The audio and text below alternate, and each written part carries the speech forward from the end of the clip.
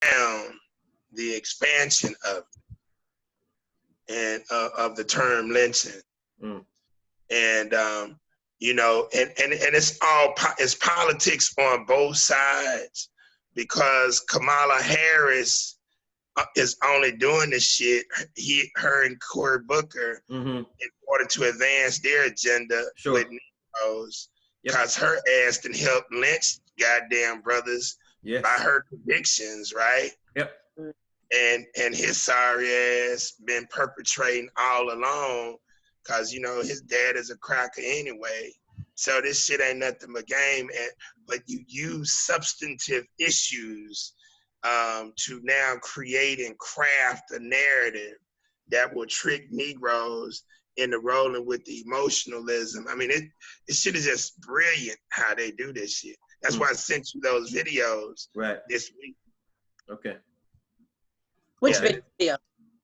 I sent him some videos on the Negroes who are so-called Republicans, and how the Republican Party now, they done took the gloves off. They not running from no Negro Democrats no more. They are they paying these Negroes like Candace Owens and a few others. They're not only paying them to spin their narrative, but they're paying them to present some hell of a factual data, and then spinning it to fit the cracker narrative, their cracker narrative, that it's not white supremacy racism that's the issue.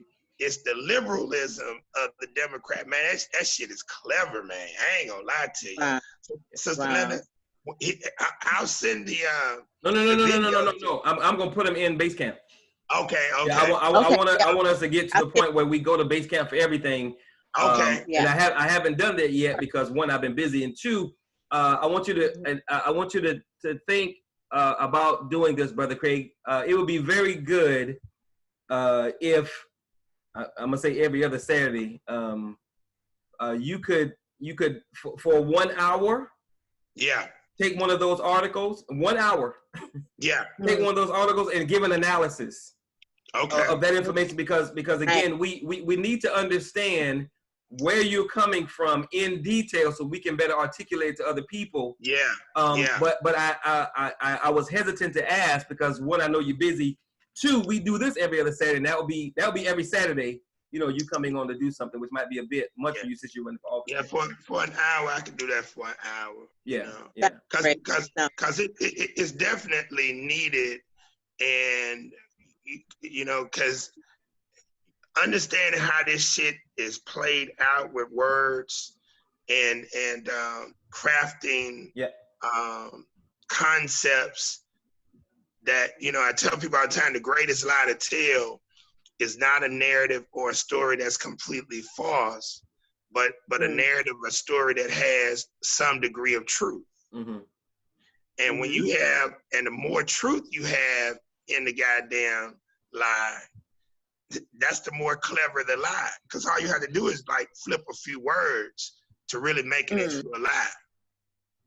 And I ain't gonna lie to you, man, that goddamn Candace Owens is at the top of the class with this shit, man. Because they're giving them serious data. And when the Negro tries to run from the data, which is what Negroes and the Democratic Party try to do, you now fall right into the trap because you got to address the data. It ain't no way to get around it. Are they skewing the data or just representing a portion of it to make their argument? Say that again. Are they skewing the data, or are they just representing a portion of the data to make their argument? Now, here's what they're doing.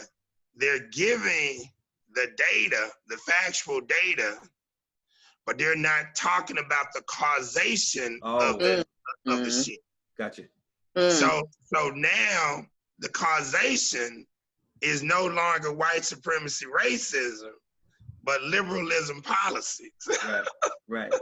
Yeah. Okay. It is 9:08. I want to go ahead and get started. So I'm gonna share my screen, do my quick intro, and then turn this thing over to Brother Craig. And although everybody here has already know the intro, and even Brother Brian, who saw the League of Extraordinary Minds presentation this morning, so he is most certainly coming on board.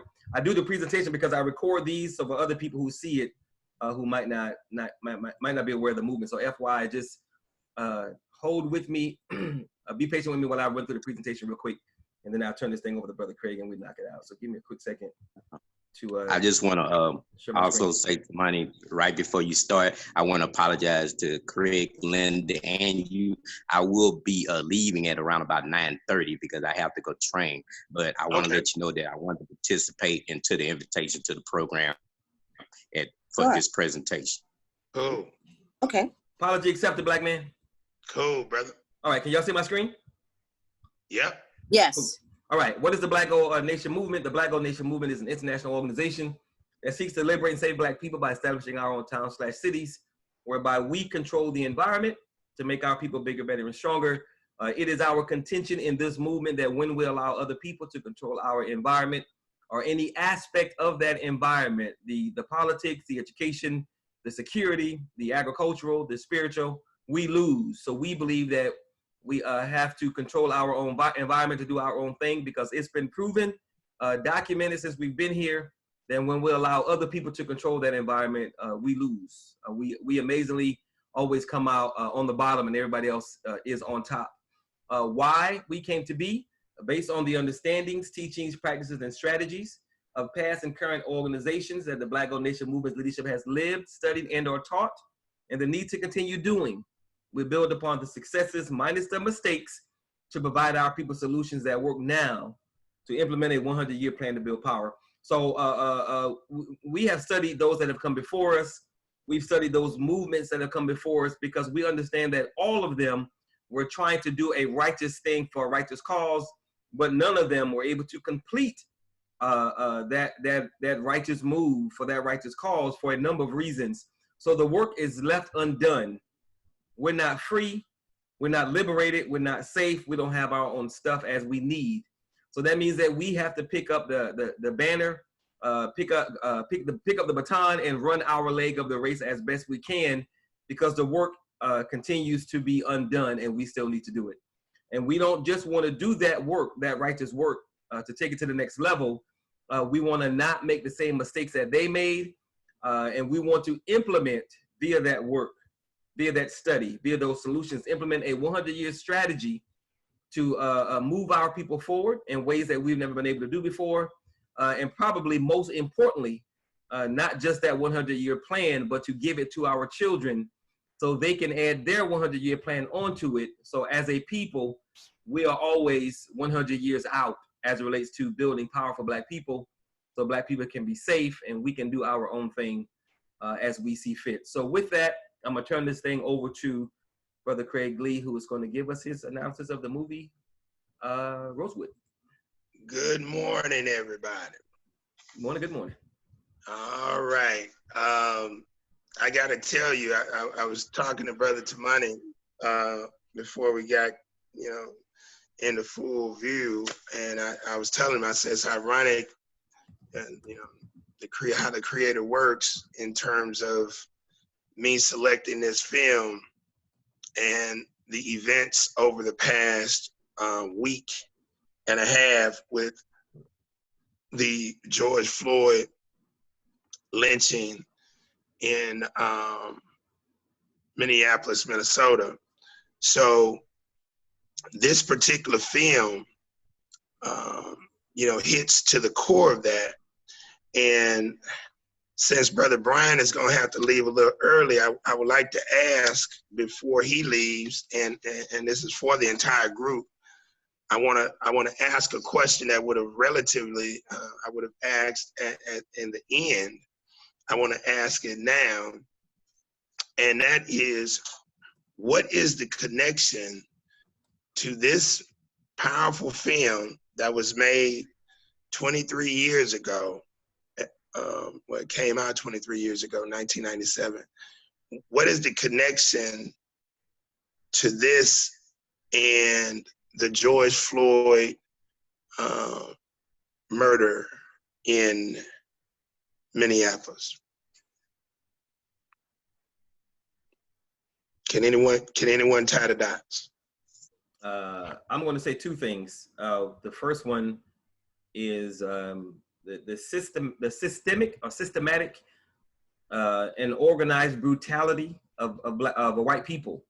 Although it was one white guy with his knee on the neck of one black man, there were 3 other officers involved, and 2 of them had records of brutality toward other people. I don't know if they were black or not, but they had records, which means there was proof that they shouldn't have been police officers, and they were protected by a system. I think they had political cover. I think they had organization. The organization protected them, and I think that's what allowed them to do what they had been doing for a very long time. At least 2 of the 4 officers that were involved. So that's the first connect that I see. And the second one, I was at the end of the movie, and I just was telling Brother Craig that I just finished it maybe 2 minutes before we got started this morning, or before I logged on. At the end of the movie, when the train was leaving, they got the kids on board and everything.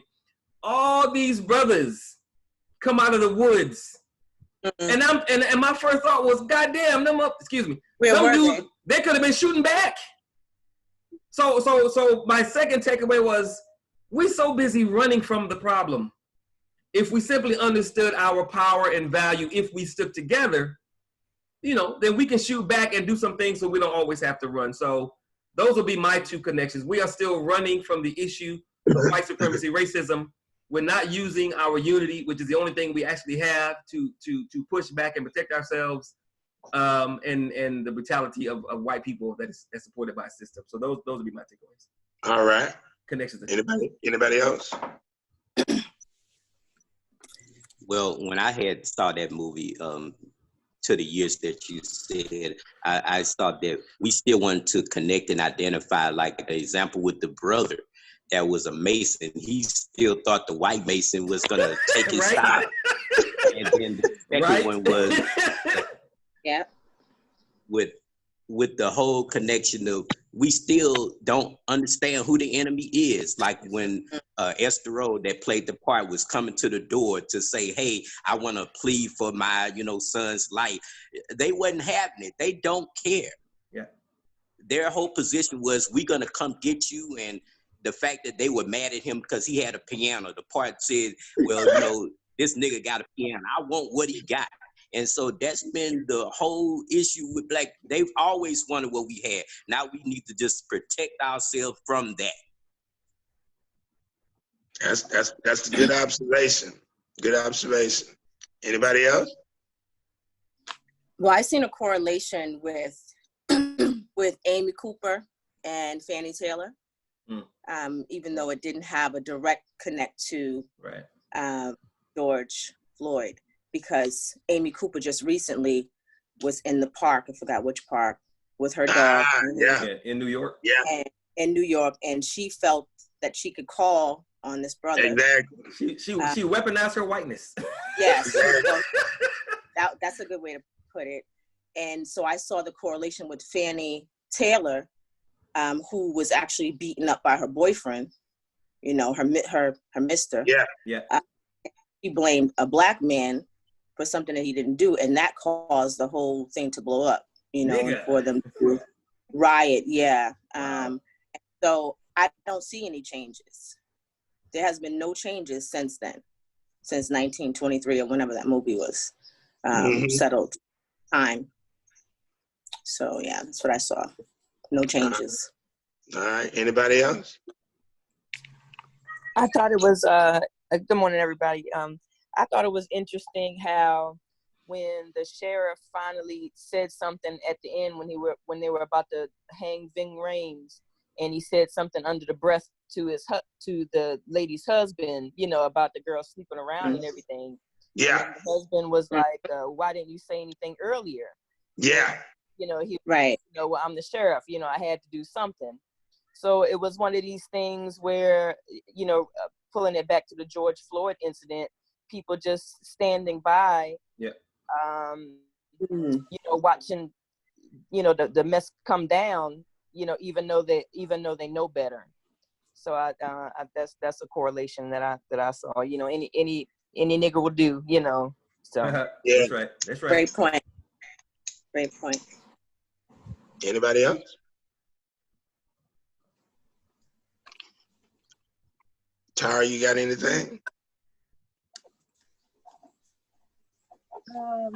I was trying to think of the connection with George Floyd. I haven't quite gotten there, but I was thinking about the town of Rosewood, how it was all Black, but you still had to have that one white man right in the store. You had to have a one white man that was still capitalizing on the Black dollar. And his own people knew that that's what he was doing, but he didn't give a shit. And like he was considered that of Rosewood. You know, you had to pass his store just entering into the town, which I thought was interesting. Exactly. Good point.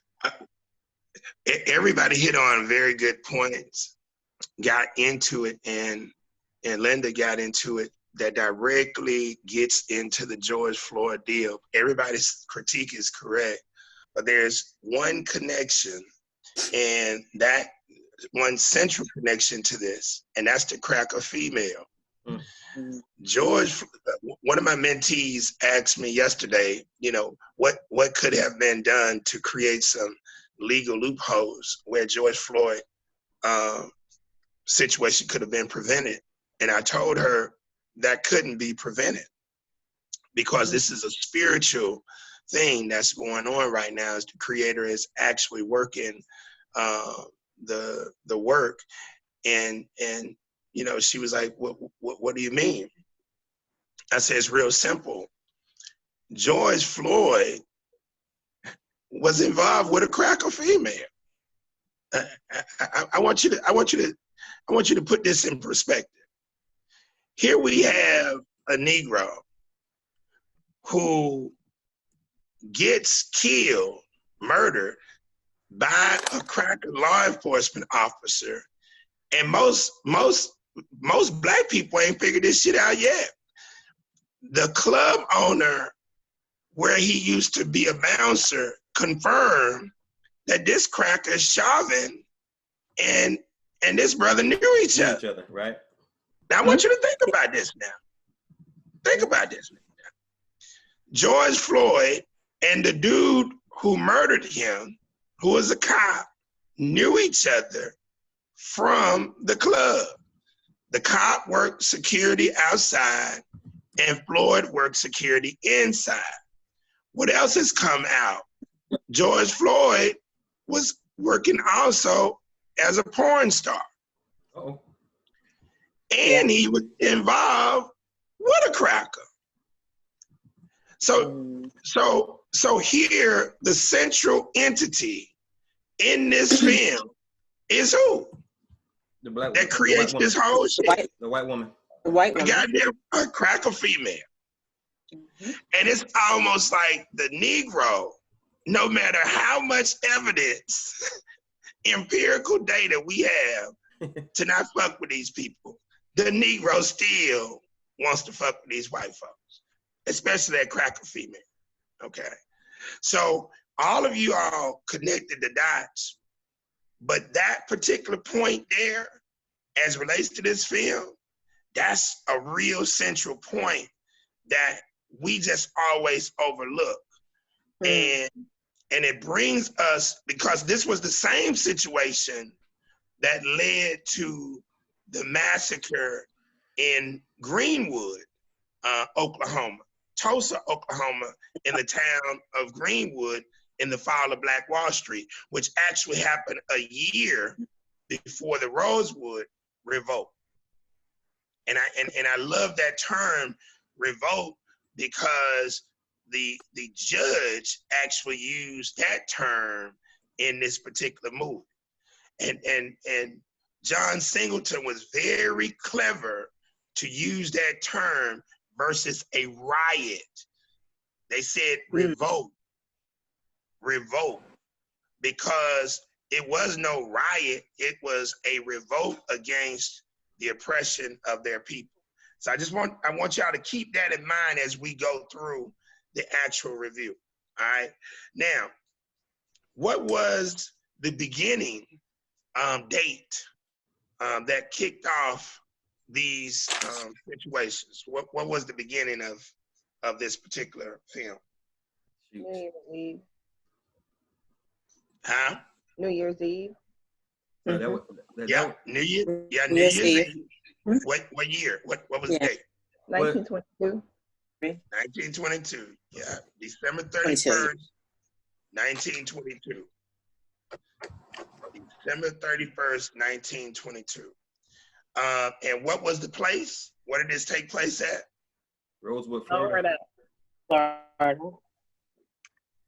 Rosewood, Florida. Now, why is that essential based on some of the discussions that we've had on past films? What is one of the things that I pointed out that happened between 1864 and 1944 in America in relationship to this being Rosewood? 1864 to 1944. Florida had the most. They were #1 in lynchings. Was it the creation of Black communities? Say that again. The creation of Black communities? Oh, yeah. Exactly. The creation of Black townships. Between 1864 and 1944, you had over 200 Black townships created in America. And I always ask that question because when Negroes tell me what can't happen, and you go back to 1864, the year before the Civil War ended and the year before the 13th Amendment was passed, hell, Chubtown, Georgia, which was one of those Black townships, is still in existence today. Mound Bayou, Mississippi is still in existence today. All right.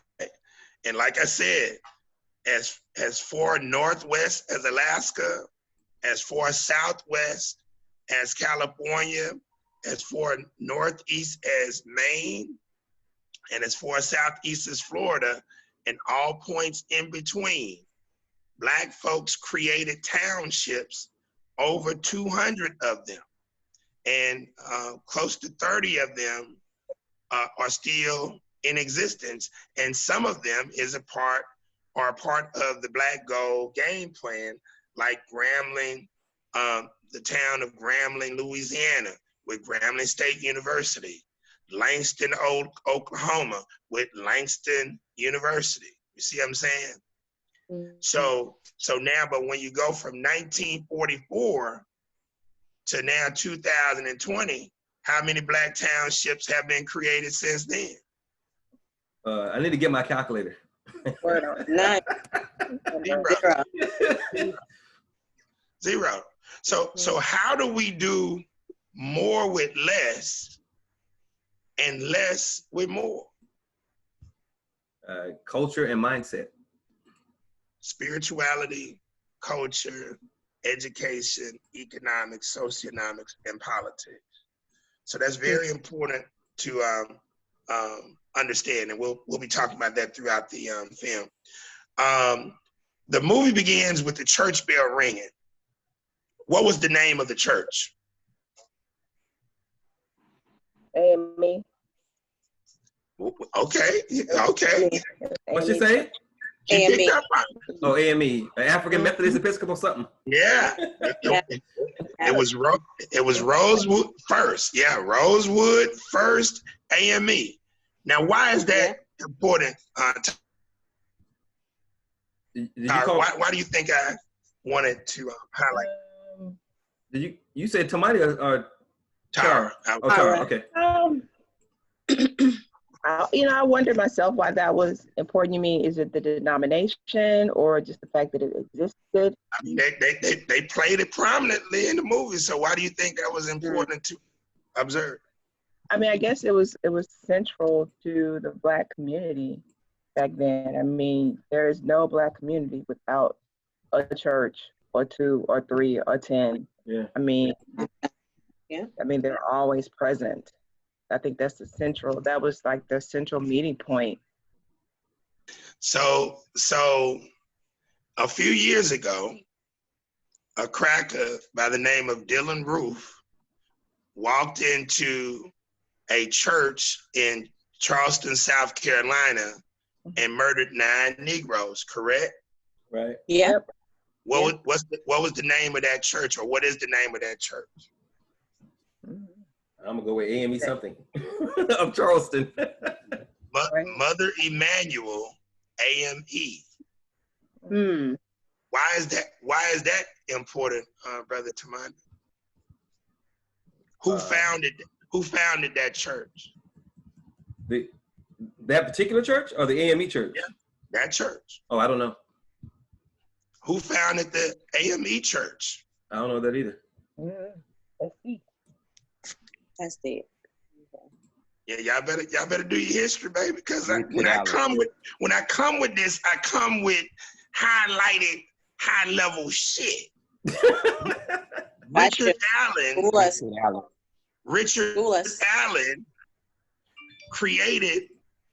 He was the point person to create the AME church. Why is that important? Because Richard Allen, along with Paul Cuff, they led the first construct for what? The Back to Africa movement. This is before Marcus Garvey.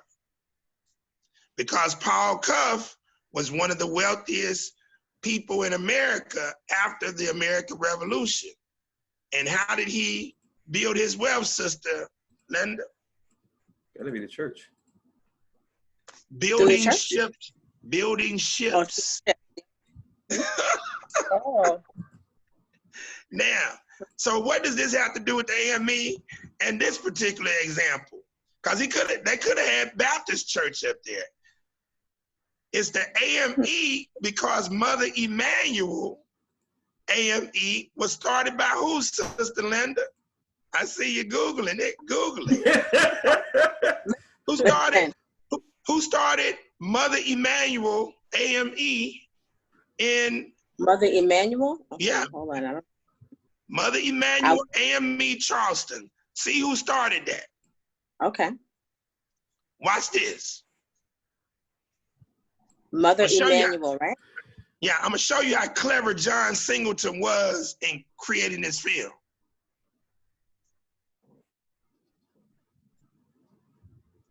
Mother Emanuel, AME in Charleston, South Carolina, right?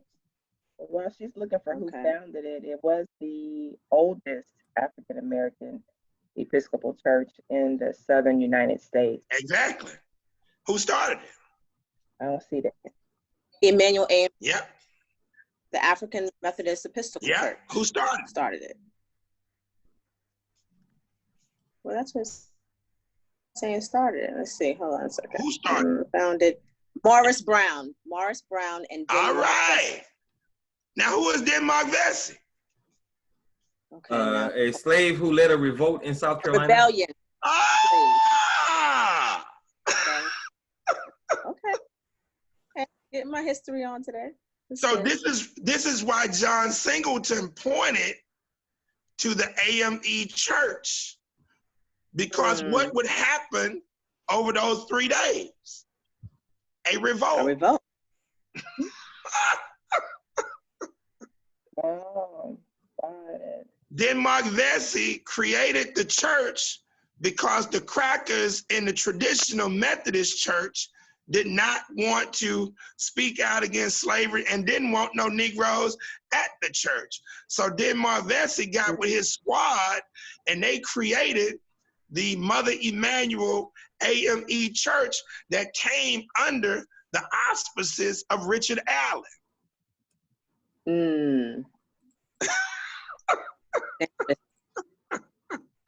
Okay. And Denmark Vesey had created a situation guess what was the basis of creating the goddamn church? Not to be doing no goddamn praying, but organizing. to be doing some organizing. Yeah. Some slaying, goddamn it. That sounds like Mark Vesey created the church to kill white folks. Black folks? To kill white folks. Oh, okay. Right. Under the guise of the church. Under the guise of the church. I love it. I love it. So why did those 9 Negroes get killed in the goddamn church? Because they strayed from the exactly, goddamn it. Exactly. Wait, no. They did not stray from, they never knew. Exactly. Yeah. And they wouldn't have gave a damn anyway. Yeah. Amen. What? You want to do what? Yeah, I can dig it. I can dig it. Yeah. Can you imagine? Can you imagine if the black church was on that path? Come on. Right now. The creator, through Dylan Roof, exposed the hypocrisy of the current theology of the goddamn church. Bring it on. Because the church was created to basically be the first shrine of Black Madonna. Mm-hmm. Interesting. That was the core principle of Mark Vesey. Don't believe me? Read about his ass. Mm-hmm. And why didn't the shit happen successfully, Sister Linda? A punk ass nigga snitch. Yep. Always. There's always help from the inside. Yep. Okay. Yep. All right. What book are you getting that information from? Can you hear me? Say that again. What book are you getting that information from? It's straight research. I just want to know. Wikipedia. You can go on Wikipedia. And you can go straight. You can go straight to Google and pull it up. It's not in a specific book. I'm quite sure they have books on it, but this is information that I've compiled over the years because Mark Vesey and Gable Presser are 2 of your great revolutionaries that came out in the early 18th century. And so they really didn't depict him good in this movie then, huh? Say it again? They really didn't depict him good in this movie. Well, he's not in the movie. He's not in the movie. Oh, it was established before he time. Yeah. But I'm pointing to the fact that John Singleton highlighted the AME Church as a symbol of rebellion. But that's the message. That's a message for us. When you start an organization, you have to make sure that the legacy of it continues and it don't turn into something else. Like Black Gold Nation, we can get a Wakanda, and then 50 years later, be all watered down, integrationalist. You know what I'm saying? Exactly. Because that's how, as Tamani will tell you, the Shrine of Black Madonna has strayed away.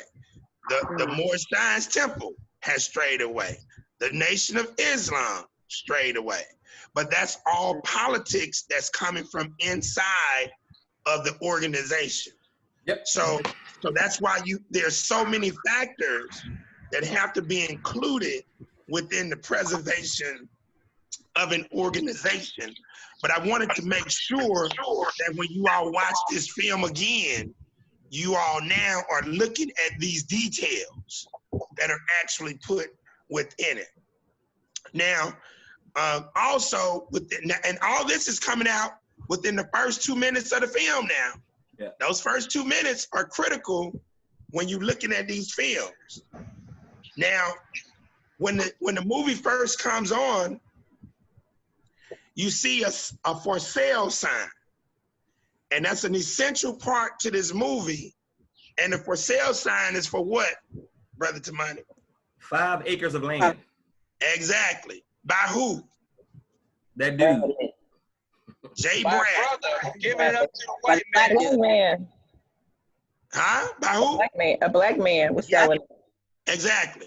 Now it's important to know who he is, Jay Bradley, because he plays an essential part in this film because the property is an essential part of understanding the economics and the politics of that time in the movie. But this shows you that our people had resources, even coming out of slavery, because we're talking about 1922. Slavery, the official record ended in 1865. We know the unofficial record continues to this day under slavery by a new name with the prison industrial complex. All right. What was other than the AME symbol, what was the second most powerful symbol within the first 2 minutes of the film that was prominently featured in this film? What I picked up is that the Black community looks far better than the white community. Okay, we're gonna get into that. That's true. You're talking about a physical symbol, right? Like something like a cross, like a symbol. A physical symbol. They had the Masonic symbol on that. That's true. Goddamn, Jati picked it up. Yeah. So what was that symbol? Do you remember the symbol? It was a Masonic symbol, and I guess they had the same symbol on their little rings, you know, when they meet. What did it say? What did the whole brand say? Oh, I don't remember that. All right, I need you to pick up on that when you watch it again, because that's essential to the goddamn film. Yeah, that's true. It said Prince Hall. Mason. Freemason. Right. Prince Hall. Freemason. Yeah. Freemasons. Number 6. Yeah. AF and AM. What does that mean? AF and AM. AF and AM. Mm-hmm. I forgot. Ancient Free and Ancient Mason. Mm-hmm. Ancient Free and Ancient Mason. Mm. So the symbol of the Mason is what?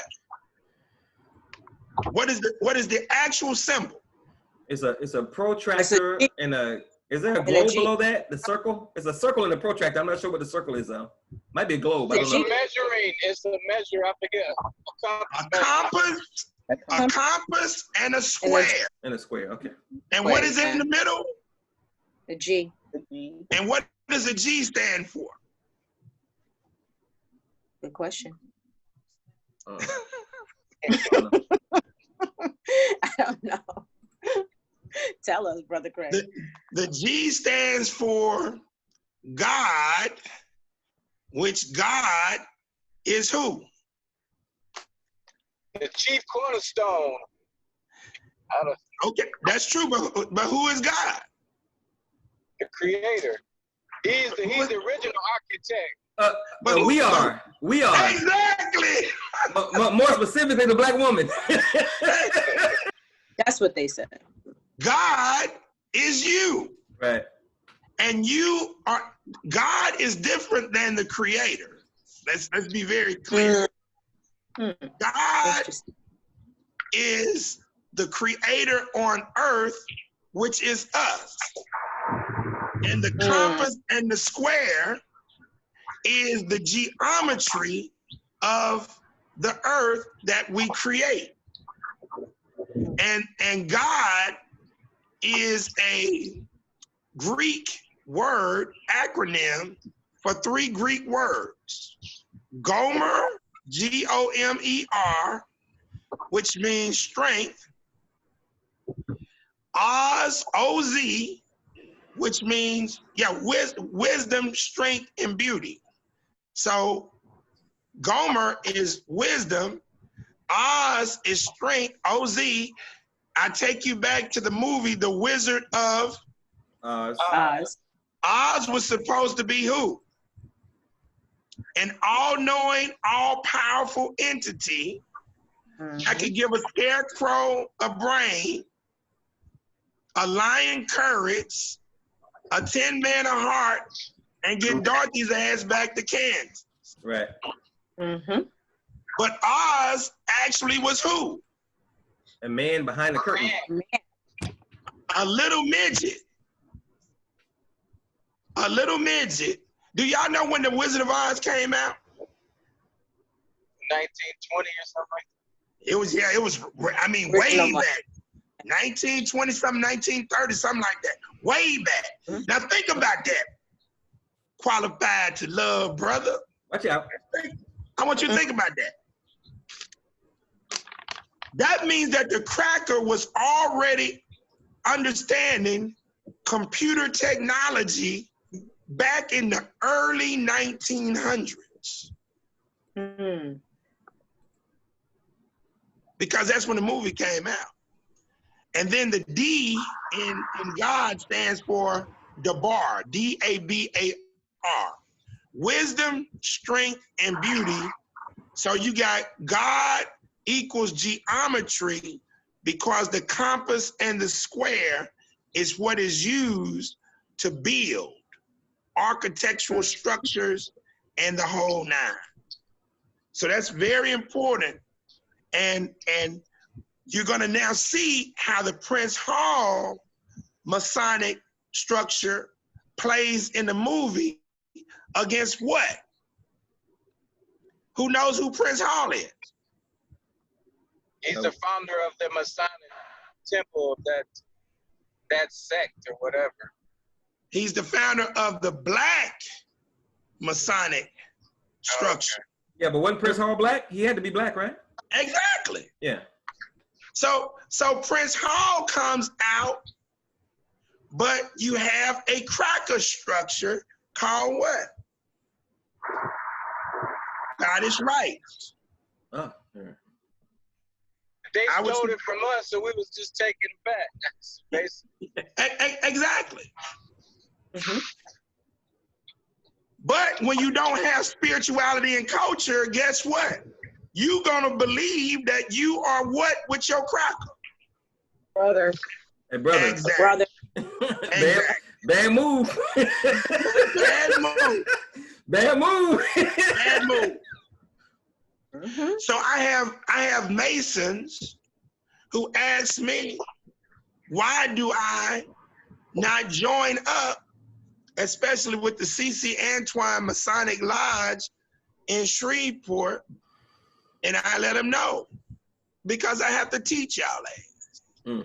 And I have to teach Negroes in Scottish Rites. I have to teach Negroes that are international, because I got relatives and partners in each one of them, and all of them are retarded. None of them don't know a goddamn thing.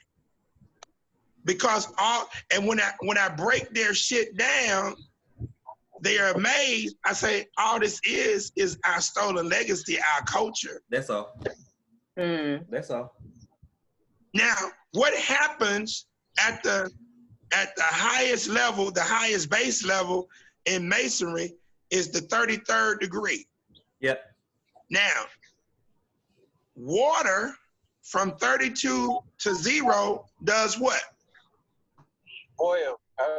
Freeze. No, from 32 to 0, it does what? Freezes. All right. What happens when frozen water, the temperature gets above 32 degrees? It melts.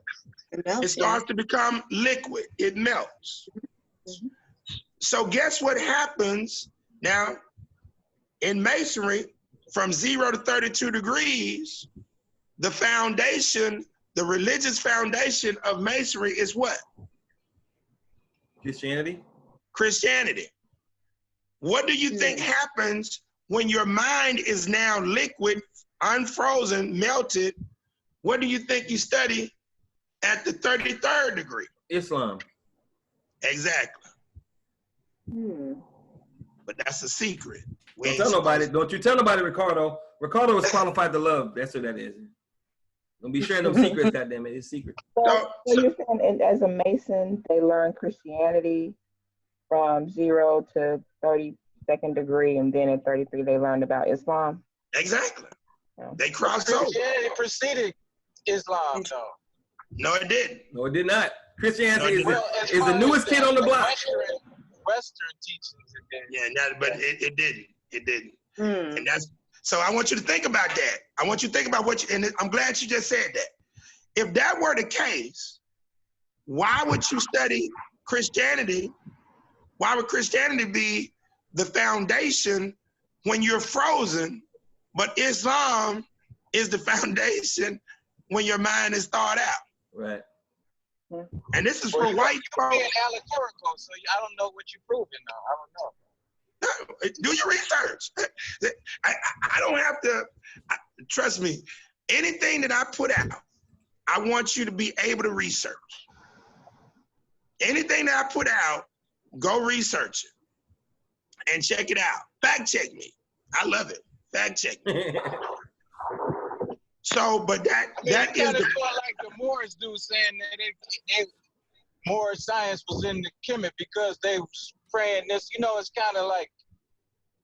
But as far as the physical book of when Muhammad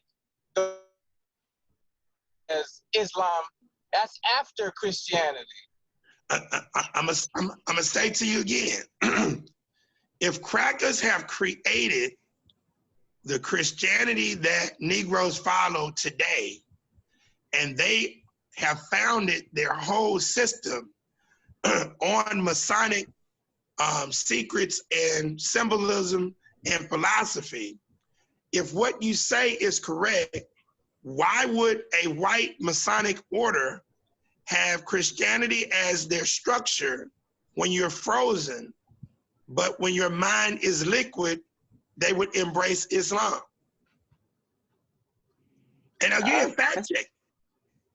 Again, fact check. They found that ancient Egyptian stuff, and they found that mystery that it was plagiarized from there in the first place. Say that again. When they found the pyramids and started unlocking all of that stuff, they found that it was plagiarized on the walls in the first place. What was plagiarized? Christianity. Oh yeah. I mean, it was never. I mean, that's why you have your so-called Coptic. But I tell you what, though,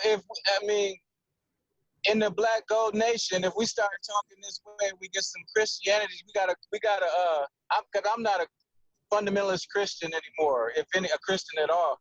But I'm saying those are gonna be things that are gonna be separating us, whether it's true or. Now you'd have missed the whole point. We're talking about the movie, and this is in the movie, so you got to understand it, so you can understand what John Singleton is breaking down in the movie. And see, if you don't research Masonic order, you ain't never gonna figure this out anyway, because the cracker hides and maneuvers the power through Masonry and the symbolisms they're in. If you ain't figured that out, you ain't gonna never figure it out. And so the next 33rd is steam, which is air. Huh? After water, it's gonna be steam. Exactly. That's the highest form of water is steam, and that's what you want to get to when you've really, really elevated in the game. But most people will never even get to be a liquid form. Heaven forbid a gaseous form. But that's what the whole game is. But Masonry is nothing but reclaiming your stolen legacy. But we got Negroes who are in Masonry and they don't even understand it. And this is an essential part of the actual movie. Now, within the first 2 minutes of the film, and Tara was getting into this, describe the scenery that you see. Land, and more land. Okay, that's all you saw? No, I mean, building structures. Great, but the community like shanty. Say it again, Tyra. The white community is like a shanty town. I mean, it was all metal, and it was ugly. So what are we calling? What's the term for the design of structures? Architecture. Oh, yeah. Architecture. Yeah. So what is the symbol for masonry? Oh, the compass and the square. Exactly. So the architecture of Rosewood was it lower than the cracker situation or higher? Higher. Higher. Because they were the original artisans and stuff like that. Exactly. So in Rosewood, you had nice homes, you had gardens, which is a part of Black Gold Nation. You had, Tara talked about the church. You had a school. The school was out of the Masonic order, and you saw a family. And business. And businesses, exactly. Okay? Because all of the businesses, and we learned this from Mama Sarah, they call her Aunt Sarah in the film, but we learned the dynamics of all of this through her. Because what did she say in the film? All of the businesses in Rosewood, except how many? One. Were owned by who? Blacks. So what we supposed to be focused on, Brother Tamani, with Black Gold Nation? Owning and controlling our environment with our own stuff. All right. What was the main surname? What was the surname of the main characters in the film? Carrier. Exactly. What was it? Carrier. Now I thought that was very interesting because when Man asked Sylvester, how did he make it out? What did Sylvester tell him? They carried me out. Exactly. Yeah. Hence the name Carrier. And Carrier, they're carrying a new mindset because Sylvester wasn't scared of them crackers. At all. Nope. And I love it. Sylvester was carrying a new spirit. Right. Yeah. No. Okay. man, y'all not ready for this. I'm in school right now. Now, one very important subject, and I'm sorry I gotta say it this way, but it is what it is, and we're gonna get into it. The parallel between the Negro bed wench and the cracker bed wench. Now we're gonna get into that not right now, but I want y'all to be thinking. I want y'all to be thinking about that. Because this was brought out in the film. Yeah. All right. What is the name of the adjacent township to Rosewood? That's with an S. So with a G, didn't it? Was it Gainesville? That's right, Sumner. And Tara, again, you were describing the architecture as what? Like a shanty town. Made out of metal.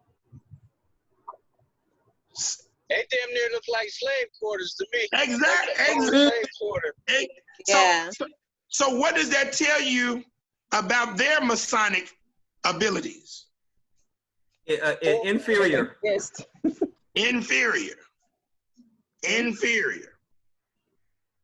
And the movie starts off showing you mentorship. When we get to Sumner, it shows you the mentorship of the little white boy by his father, and what is the activity they are starting off with? Hunting. So they expose their children to guns early on. Yep. But guess what? That shit was going on in the Black community too, because the character that I loved in the film was Big Baby. Oh, Big Baby. What was yes. Big Baby say, nigga, I'll shoot, goddamn it. Big Baby say, Big Baby shoot. Big Baby shoot. Yeah. Big Baby, I love Big Baby. Big Baby like fuck running. Big Baby shoot. I shoot. So Big Baby, although he was portrayed as autistic or whatever, Big Baby's letting it be known, I ain't scared. Right. Sylvester let it be known he wasn't scared. I mean, wasn't that my cousin? Okay, the white boy said, is that a threat? He took that shotgun. Nope. But it was. Yeah. It was a promise. We don't fuck with your people. Don't fuck with ours. We don't want you to fuck with our people. Yes, sir. Yeah. What was the main industry in the town? In both towns? The White Town, was it timber? They were doing something with trees. Timber mill. Yeah, but I'm not sure about Rosewood. I'm not sure what. That was the main industry in both towns because they hired both white and black workers. But you know, you had entrepreneurship and agricultural entrepreneurship going on in the black community. Right.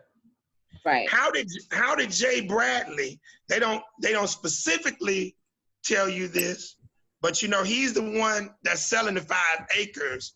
How did Jay Bradley acquire his money to buy land? What was his business? I don't know. They don't. There's no character in the movie called Jay Bradley, is it? Yeah, Jay Bradley is the one that's selling the land. I know, but who's playing Jay Bradley? The brother who he looks like he just got out of prison.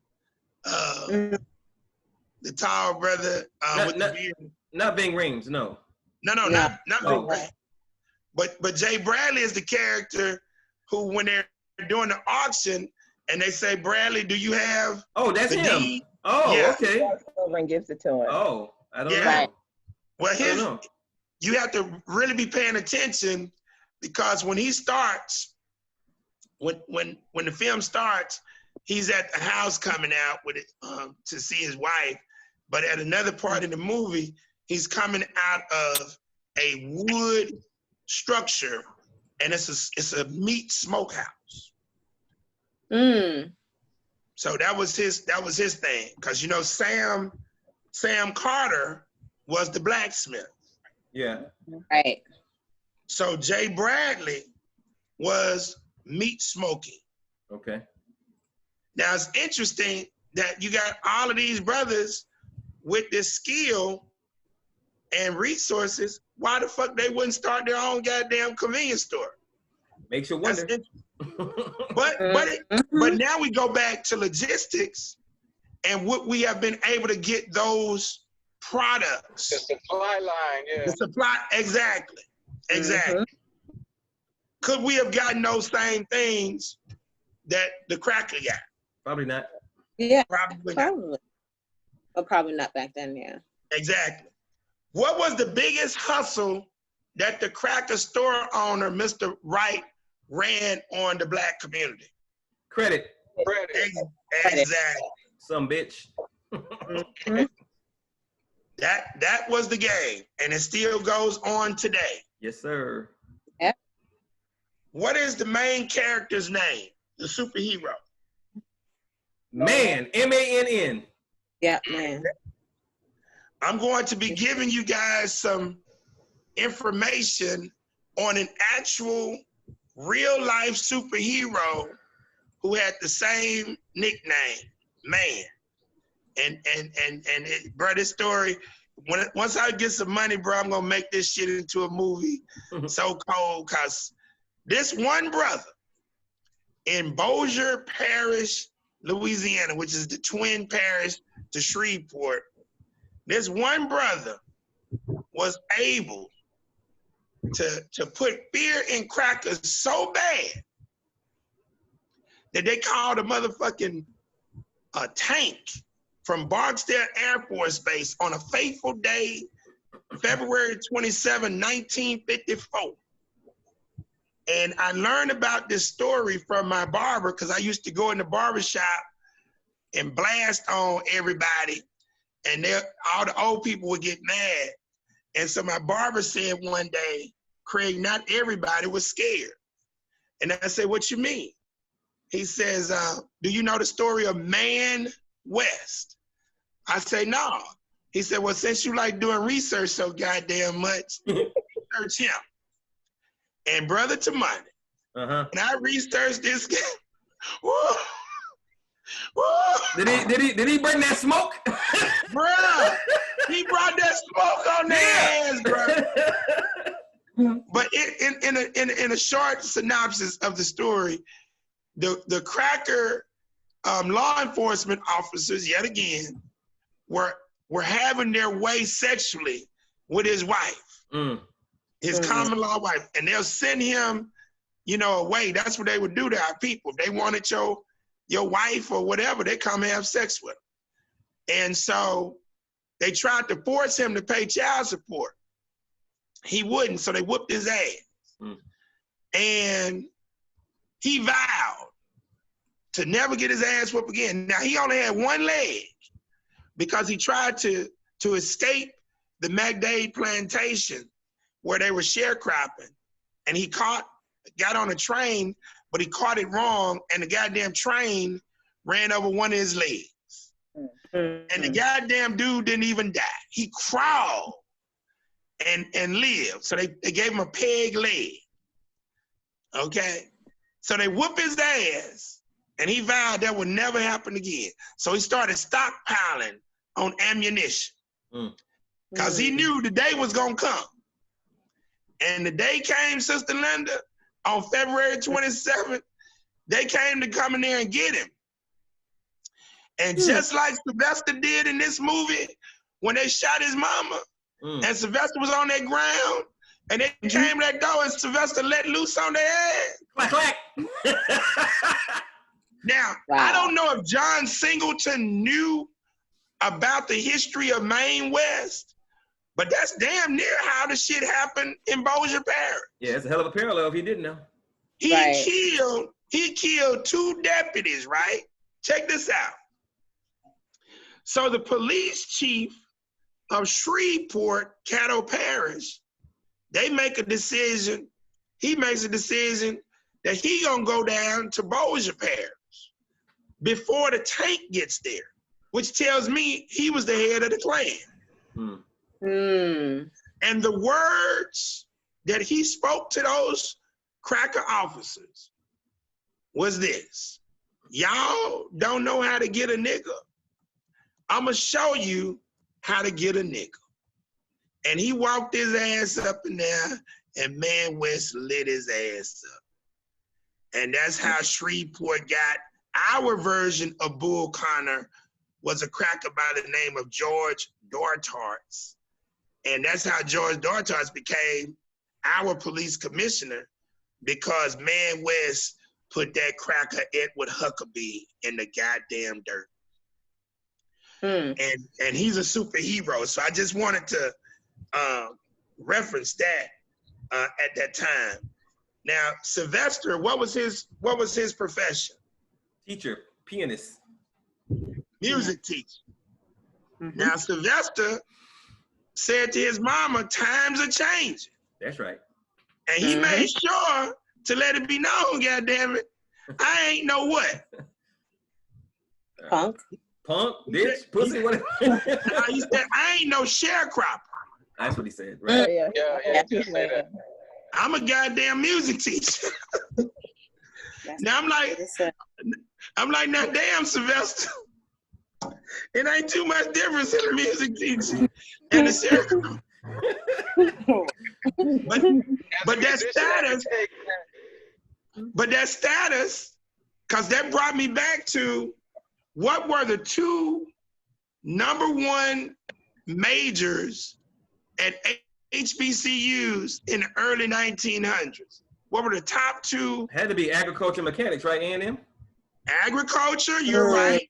Education. Agriculture. Oh, education. What else? Education, teaching, so-called schooling. And then the third one was what? Nursing. Nope, preaching. They really? Those major in preaching? Yeah. Wow. Those were the 3. Listen, man, these crap. Follow me. Follow me. When they had the meeting in the goddamn church, what did the goddamn preacher say? We need to pray. Pray. And Sylvester said what? Ain't no goddamn praying going on. Ain't no time for prayer. Ain't no mood for no praying right now. Look, man, I want y'all, anything I put out there now, y'all go do the research. Those were the 3 top majors at HBCUs. Goddamn agriculture, teaching, and motherfucking preaching. That's how they were able to facilitate the message of Eurocentric Christianity to keep the goddamn people in a docile mindset. Yep. So I want y'all to research that. All right. Okay. So again, when y'all say that again. Seminary school. I was trying to think of that name. Exactly. But Brother Ricardo, they didn't do it at specific seminary schools at the time. They did it through the HBCUs. Wow. They were cranking them out because who was coming up with the curriculum? The white people, right? White people. Exactly. Yeah. Because they sponsored the HBCUs. Exactly. And you know what, Brother Craig, that's a very good point, man, because when I learned, I was shocked and disheartened. I was pissed off, man, when I learned that the shrine had you got to get some kind of charter or approval or some shit from the Protestant organization, some crap like that. And I'm like, what? We got to get approval from the white man in some way to be black? Are you out? And I had no idea that it was that deep.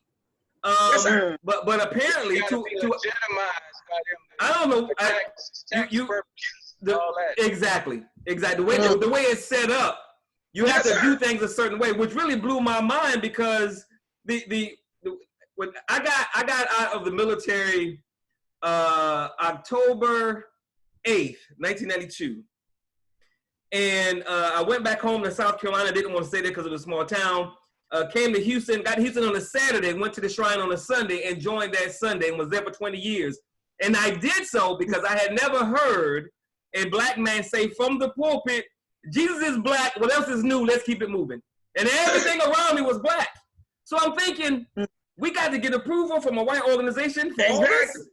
Exactly. That hurt my heart, man. And look, let me mess you up a little bit more. One of your mentors, colleagues, Reverend Jeremiah Wright, who rose with Black Liberation Theology, right? Which your founder, come on, and Reverend Cone, created. Yep. Reverend Jeremiah Wright's church up in Chicago that Barack Obama attended, it comes under the auspices of a cracker motherfucking religious structure. That's interesting, man. That's interesting. Okay? Yeah. So that's why, again, that AME shit was so essential to understand in the beginning of the film. Because the AME, although they were connected to the Methodist branch of Protestantism, okay, they were created by black folks under Richard Allen. And Richard Allen then was they serious motherfucking brothers, man. What do they call it? African? What did they even take from Africa? Oh no, they got a lot of principles. They got a lot of practices and principles within the within the church that has an Afrocentric base. So you would have to check them out. But although they propagate Eurocentric theology, they have a different twist on it, similar to what you saw with Nat Turner. So they read the book, but their interpretation is about the liberation of their people. And they will, do the cultural garb and shit like that. But to this day, they are the most organized as far as they got big apartment buildings and banks and insurance. To this day. Who's that? African Methodist Episcopalian. Hell yeah. Look, man, they got a tight structure, brother. Yeah. But they've never tapped in. They strayed away from where Richard Allen, Denmark Vesey, and all of those cats were rolling. That's why I paralleled the church in the movie to the church where Dylan Roof killed the 9 people. Completely different spirit. Completely different spirit. And so the creator had to expose their ass with this cracker. Because again, just like Brother Earl Carrier, who now got hoodwinked into believing that he was a Masonic brother with this cracker, what happened at Mother Emanuel? This cracker comes into your goddamn church. And, oh, this is my white brother. And look how diabolical that cracker was, Sister Linda. He prayed with their ass. Then killed them. And then killed their goddamn ass. And then left one of them alive so she could testify, goddamn it. I want you to tell what I did to you motherfuckers. And you still had that dumbass young person, and I'm a parallel his dumbass who mama had just got killed with the dumbass Earl and the dumbass Wilhelmina in Rosewood, because here Wilhelmina is there with Auntie Sarah, Mama Sarah, when the cracker done beat the little girl, the hoe ass wife, and here Wilhelmina going in there, you all right? You all right? And Mama Sarah said, get your ass back in here. Get your goddamn ass. Get your motherfucking ass back up in here. Sure did. Sure did. But why is that? Because the young people say, oh, that's my friend. And that took me back to the movie, the docudrama Roots. When Kunta Kinte's daughter, you know, he had Kizzy, right? Yeah. And Kizzy, there's a part in the movie when she's a teenager and Master Reynolds' daughter then went off to school and she's coming back. And Kizzy is like, oh, that's my friend. And her mama like, your friend? That's my bestest friend. And so Kizzy writes her name in the dirt. And her mama goes up and slaps her goddamn ass. Why? Because your ass ain't supposed to know how to read nor write. But because Master Renner's daughter taught her how to read a few words and write a name, she perceived her to be what? Equal. Her friend. Equal. Her friend. So yet again, the young mind who don't know how to process game, at all, they now, that's my Masonic brother. And Wilhelmina, you all right, miss? You get your nigga ass out of here, motherfucker. I gotta come up with this lie. I'd like to take this moment to say that Black Gold Nation does not endorse this language of this Negro. You don't speak that way. That's crazy. Right. Brother, go ahead. Good go. All right. What is the best line about the Bible in the movie? An eye for an eye? I don't know. Nope. That's a good one, though. Is it a scripture or? No.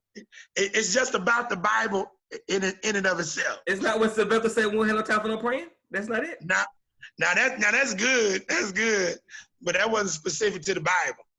So Mr. Wright is reading a story to his 2 cracker children. And I know. His wife says, I was hoping we can read out loud together. He said it'll be there tomorrow. Right, it ain't gonna change. But what did she specifically say? I was hoping we could read from what? From the good book. The good book, right. And what did he say? It'll be good tomorrow. Tomorrow. It ain't going nowhere. That was classic. That was very nice. Like, Like, leave that religious. I ain't got time for that religious bullshit, nigga. Leave that shit alone. That book will still be good tomorrow, motherfucker. That's right. I wasn't trying to do none of that. Yep. All right. Now, what was the greatest line, the greatest dialogue in the movie? And I'm gonna give you a hint. It's between Mr. Right and Man. Because you know they had a few good dialogues, but this is the greatest dialogue. Mr. Right and Man. Yeah. He said he didn't about him not extending credit to strangers. Well, that's a good one, but that's not the greatest. That's a good one, but that's not the greatest. That's when he first met. Yeah. That's not the greatest. Was it? It was the saying end? that you want to call me a nigger because the Navy didn't join let niggas in. That's a good. Yeah. He volunteered. He was like, "Oh, I volunteered." Yeah. That's the one. Oh That's yeah, the one. he killed it. He killed it. Look here. Look at what Mr. Rice said. He said, "Yes, I heard you been, military." Yeah. So look, he was filling him out, and so this is his exact line. He says, yeah, what you think about? They pull a colored boy out of his house, send him over there to dig trenches, kill white folks. That seemed right to you? That was the exact line. Yep. And Man's response with a goddamn smile. He said, I volunteered. He said, wouldn't know much about that, sir. I volunteered. Yep. That's right. Yeah, he got his ass. I volunteered to kill them motherfuckers. So I don't know nothing about being pulled out of no goddamn bed. Shit. I was standing in my front yard, goddamn it. Ready. Okay, so we talked about the whipping scene when the cracker female got her ass whooped, and Mama Sarah tried to tell Wilhelmina to bring your ass back, but that was showing you that's the second time of the defiance of the generation, because the first one was who made the first defiance? You saw Scrappy putting the goddamn two little boys in check, like, hey, I slap your ass in the mouth because y'all don't want to listen. But then you saw it happen again with who? And this started all the shit. The little girl, the white guy tried to get away. No, when the white guy tried to get away, he exactly. Went to the black guy. Oh, okay. Yeah, because he was in the Masonic temple. Exactly. Right. Yeah, that's why. Yeah, and Sam was trying to tell him, no, that ain't your brother. Yeah. But let's go back. What was the question that the cracker asked him? You a traveling man? Exactly. Man. What was his response? Who's asking? Exactly. That was cold word. And then what? And then what was how did he answer it? I remember. I don't know. Did he what? He left the window, didn't he? No, he did what? He showed him his ring. Yeah. He showed him the ring. Yeah. He showed him. And the brother looked at his ring. Yeah. And the ring had what on it? What did the ring have? The Masonic symbol, right? Stone. Exactly. Which is what? The compass square and the compass. Exactly. With the G in the middle. Exactly. The G in the middle. So since he had a ring, the cracker had a ring, and the motherfucking brother had a ring, he saw, in his mind, he thinking what? Brotherhood. That's his brother. Exactly. Brotherhood. But now, Sister Linda, when we go back to the original symbol that I asked you about, that symbol, Jatik said, was a Masonic symbol correctly, but it had what atop of it? Prince Hall. That was black, and the white boy comes out of what? Scottish Rite. Y'all need to research the difference between Prince Hall and Scottish Rites. Now that's now. I have a question. I have a question. Okay. Now, back in the day, a long time ago, I used to debate Masons. So I've done a lot of research. When you say we need to research that, you got to give us more than that, because you can research that shit forever. Excuse my French. So how much do we research? Well, in general, the differences between Cracker Masonry and Negro Masonry. Got it. Understanding who Prince Hall is. Yeah. Knowing the various levels, the degrees in the shit. Okay. And, you know, the general stuff. Yeah, because you're absolutely correct. I mean, it's a lot of science, because it's our culture. No doubt. Afrocentric book, Freemasonry, what is it called? Freemasonry, Christianity, and something. Yeah, you can get that type of book. Trust me, you need to know this shit. I ain't gonna lie to you that. Because if you don't know how this shit is put together, because all of this shit, all of the power shit is put together. Look, let me put it to you like this. You go to any church that, I ain't talking about these new mega churches, but any old school church that's a big church, small church, and you go to any fucking building, state building, city building, county building, federal building. That's right. On the corner of that goddamn building now. Yep. You gonna see this goddamn symbol now. Yep. Mm. I want you to understand what this movie really is talking about. Yeah, and not just that, but if you look at the architecture and the structures in a lot of major cities, you will see African symbols as well. Exactly. Gotcha. And the churches are aligned to the stars and all of that. Exactly. Okay. So when you talk about Benjamin Banneker designing the layout of Washington, D.C., all these cats were Masons. Right. Okay? They were master Masons. And you need to definitely read the story about Hiram Habib. Right. Now, I'm letting y'all know this shit now. This ain't. We're gonna have to make some documentaries, brother. Huh? We're gonna have to make some documentaries before you make the movie. So we can get to that right away. The movie ain't gonna take too long. I'll be clever about it. But this is why when we now break down a film, we break it down to, like microscopic details. So are you guys talking about the colorism? Oh yeah, we're gonna definitely bring that up. Cause that was good. That was good. Because that came out in the film. Now Sam Carter, the blacksmith, what did he tell the young Earl Mason? That ain't no brother of yours. It's your brother. And then he tried to get him to understand, would he help you if you were in this position? That's right. Yeah. But see, the young person, he's in the mindset of who? Malcolm or Martin? Martin. Idealistic. Idealistic like a motherfucker. And it was all based on what? The Masonic order, the organization. But he said something else. What does he say? Who? Earl.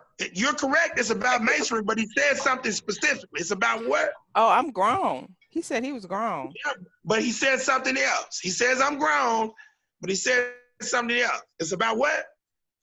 Not brotherhood. Brotherhood. The oath. The oath. The oath. The oath is to operate on the square. I took the oath. We took the oath.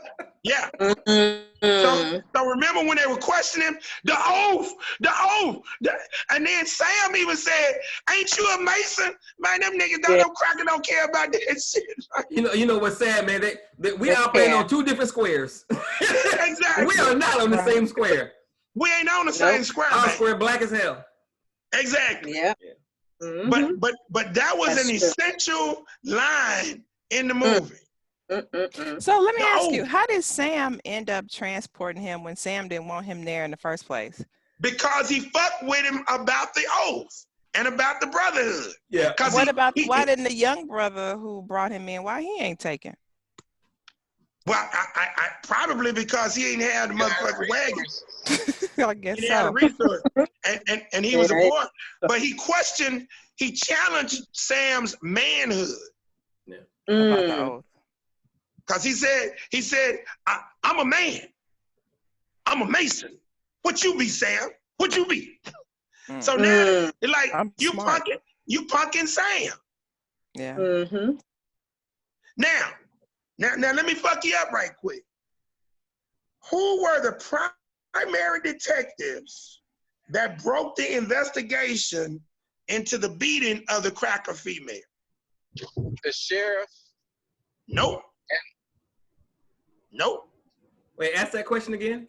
Who were the primary detectives that broke the investigation into the beating of the cracker female?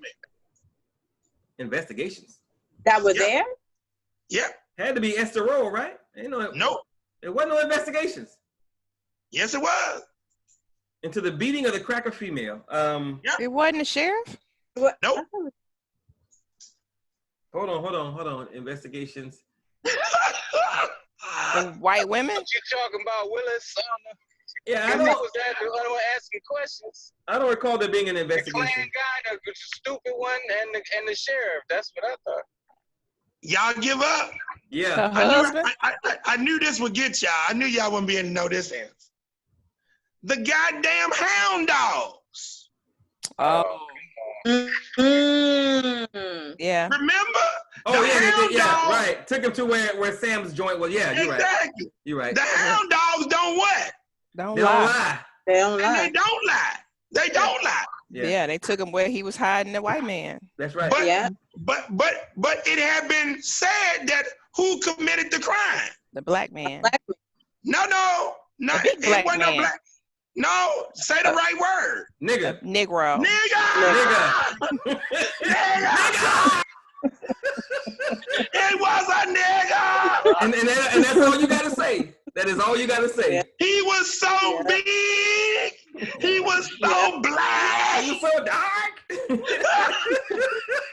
That's what he said. Yep. The goddamn hound dogs broke the motherfucking case. Yeah. Mm-hmm. Y'all better get on this motherfucking shit. That white man was long gone. He was gone. Mm-hmm. All right, so we talked about the ignorance of the Negro youth, and both of them were carriers. And we talked about keeping the Masonic oath. Now we get into all of the Negroes up in Minneapolis dealing with George Floyd. We saw this in Baltimore with Freddie Gray. We saw this in Ferguson with Mike Brown. What did the top cracker business owner tell the goddamn sheriff? At one point, while they were doing their dastardly deeds of killing up black folks. My customers. He messing with his money.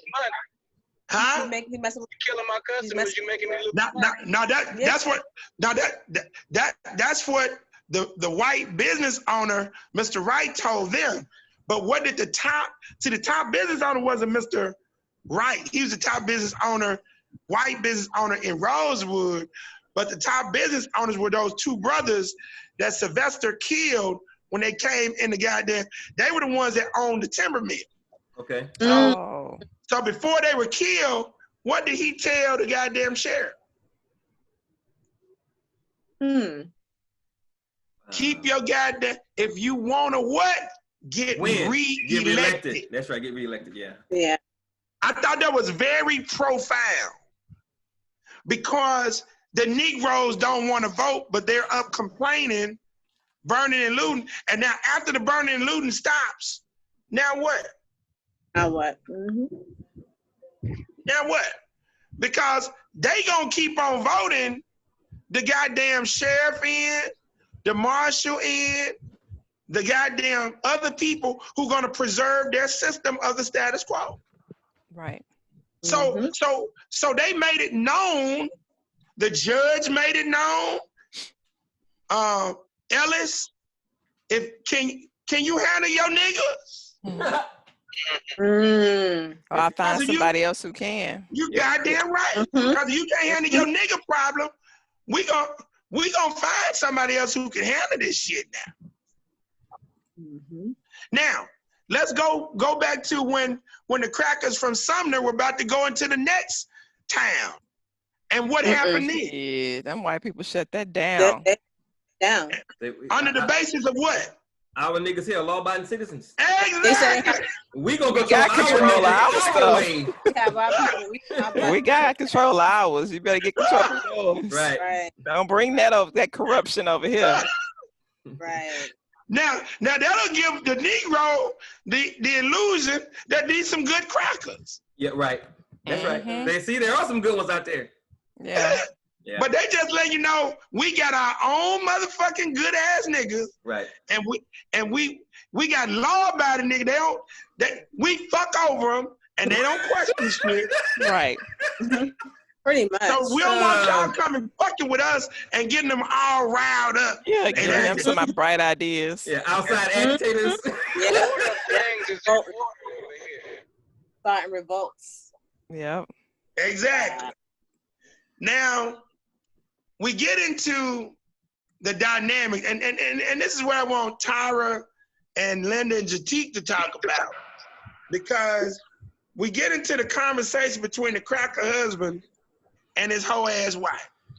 And now he starts to tell him, goddamn me, she say, ain't Sarah gonna clean up? And he say, ain't Sarah coming back? Right. Oh, yeah. Yeah, it's Sunday. No, she ain't never coming back. Ever. Yeah. Why you say that? She dead, goddamn. She dead. Sylvester dead. Motherfucking Sam Carter blacksmith. And so what did she say? I didn't know.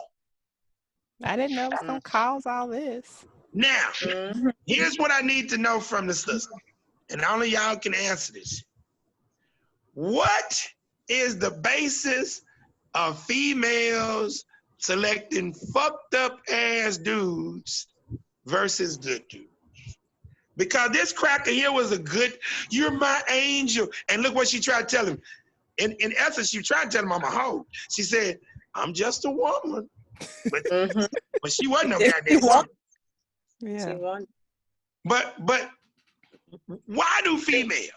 And I don't tell.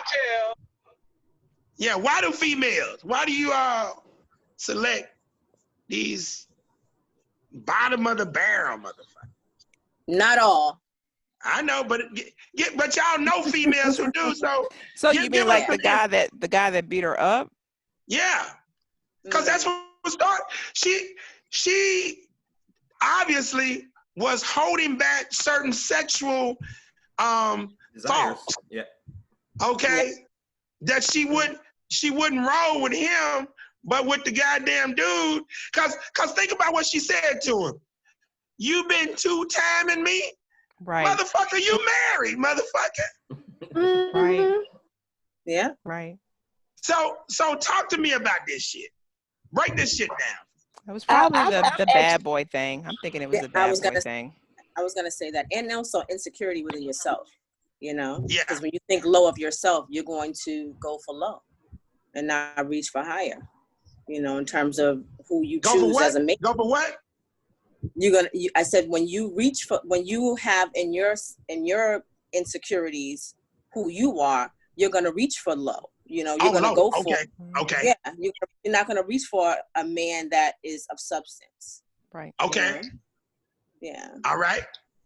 Jatique? I actually read, I don't know how true it is or whatever, but I read an article a long time ago talking about the same thing, and it attributed it back to kind of like a natural selection thing. I think it was talking about, some kind of animal, lion or something, and it was saying that the female, the more dominant species, the more virile the aggressor might seem to the female, as far as having more testosterone and having those dominant or aggressive traits.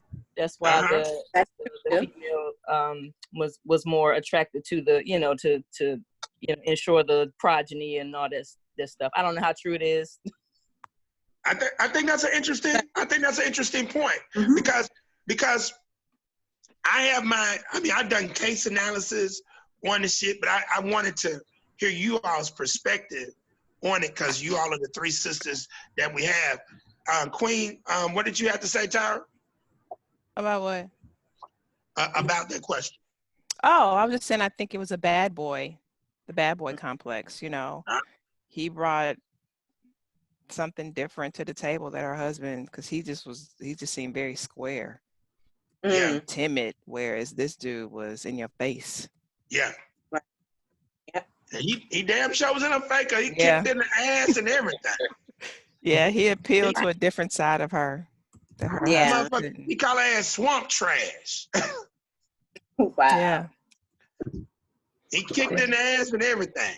Now, what that took me back to, and trust me, we're gonna do an analysis of this subject matter specifically from a melanated female standpoint off of 2 videos. And the 2 videos are gonna be old girl, what's her name? Jasmine Sullivan, I'm in love with another man, and Mary J. Blige, bad boy, Mr. Bad. Because when you look at what Tyra just got through talking about, Mary J. Blige wrote a song about that shit. I'm in love with Mr. Bad, and it's all based on sex. Mr. Wrong. Yeah, Mr. Wrong. And it's all based on sex. And then with Jasmine Sullivan, I thought about this when I saw the Cracker Female. Have you all ever seen that video, In Love with Another Man? No, I didn't see that. Y'all gotta see that video. Cause it starts out with a brother who's real nice. He a handsome dude. And everything she wanted. Marriage, treat her nice. But old boy about to propose, and the video comes on. Oh yeah. And she let her know. No, nigga, I got another dude. Yeah. Oh. Yeah. When you pull up the lyrics to that song, because I was confused about it at first, because she let it be known. He don't treat me good. Yep. His ass ain't smart. Yeah. We fuss and we fight, but when I'm with that nigga, yeah, it's good. When I'm with that nigga, I just love him. So we gonna get into that shit because we gotta get sisters to make better goddamn decisions, man. That's facts. We gotta get sisters to make better decisions on this goddamn relationship shit. Because if we don't get sisters to make better decisions, that's right. Man, oh my goodness, these goddamn savage ass children. That's right. That's what qualified to love is all about, brother. Say again, Ricardo. That's what qualified to love is all about, making those good decisions. Okay. Qualified to love, brother. Cool. Okay. But we're gonna have to. I'm gonna have to listen. We're gonna have to set up for you to do a goddamn workshop. There you go. I gotta get it right myself first, but I'm getting the experts. Well, goddamn, Ricardo, what the fuck you think? Ricardo, somebody he gotta get this. He up here coming up with subject matter that he ain't gotten under control. You're on the wrong platform. And I bring the experts in.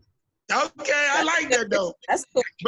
But that tells me you're a good brother, Ricardo, because you said I got to get the shit right my damn self.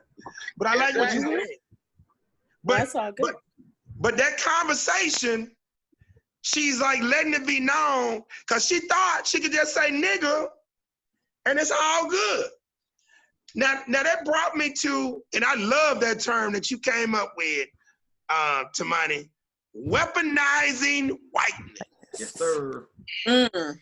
What is the greatest in modern times for damn show?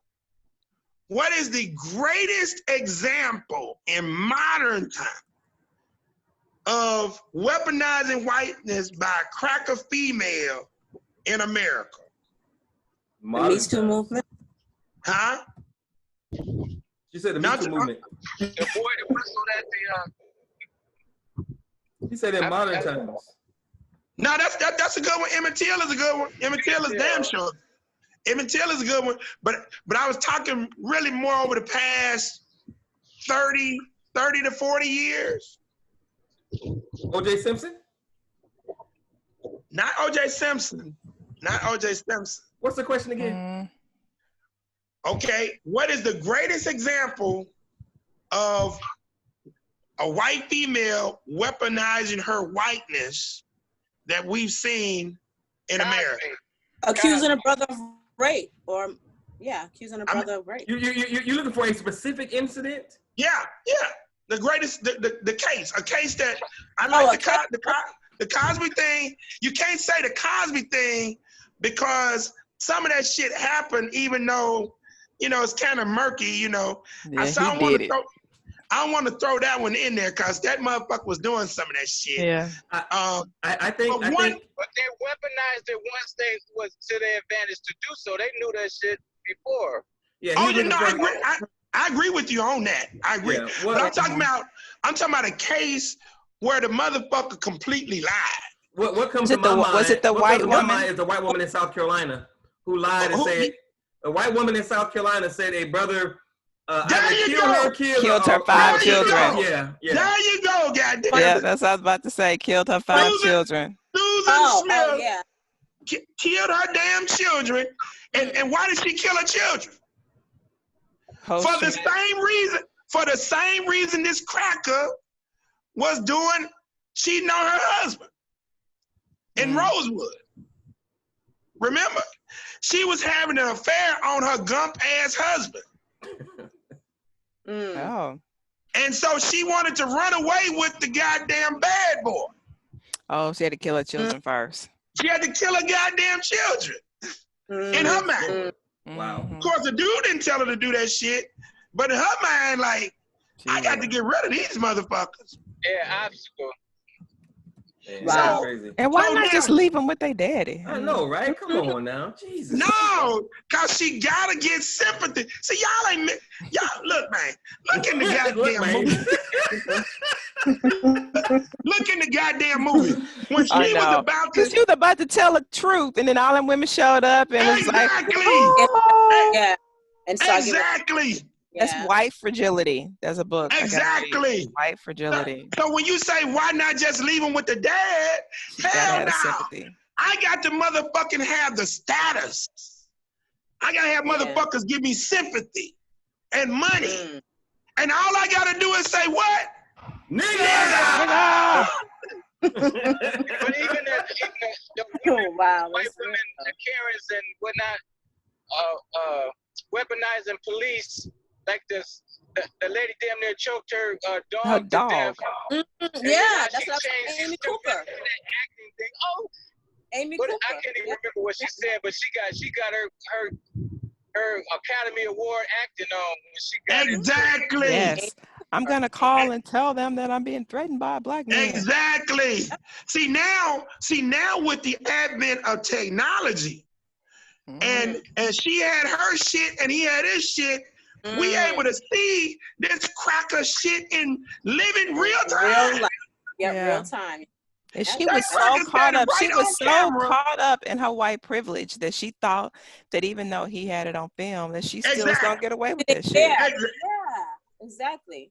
I love this shit, man. I love these crackers, man. I love breaking these crackers down, and it's just beautiful. It's just. I mean, I think I done added another PhD to my shit now. Crackerology, cracker roasters. But to money, I'm gonna get you dinner, boy, cause brother, you knocked that shit out the park. It was Susan goddamn Smith. Yep. Yep. She killed her damn children. And she played that role. She cried right? on TV. And then when I saw the shit, I'm like, let me tell you something. I knew that shit didn't matter.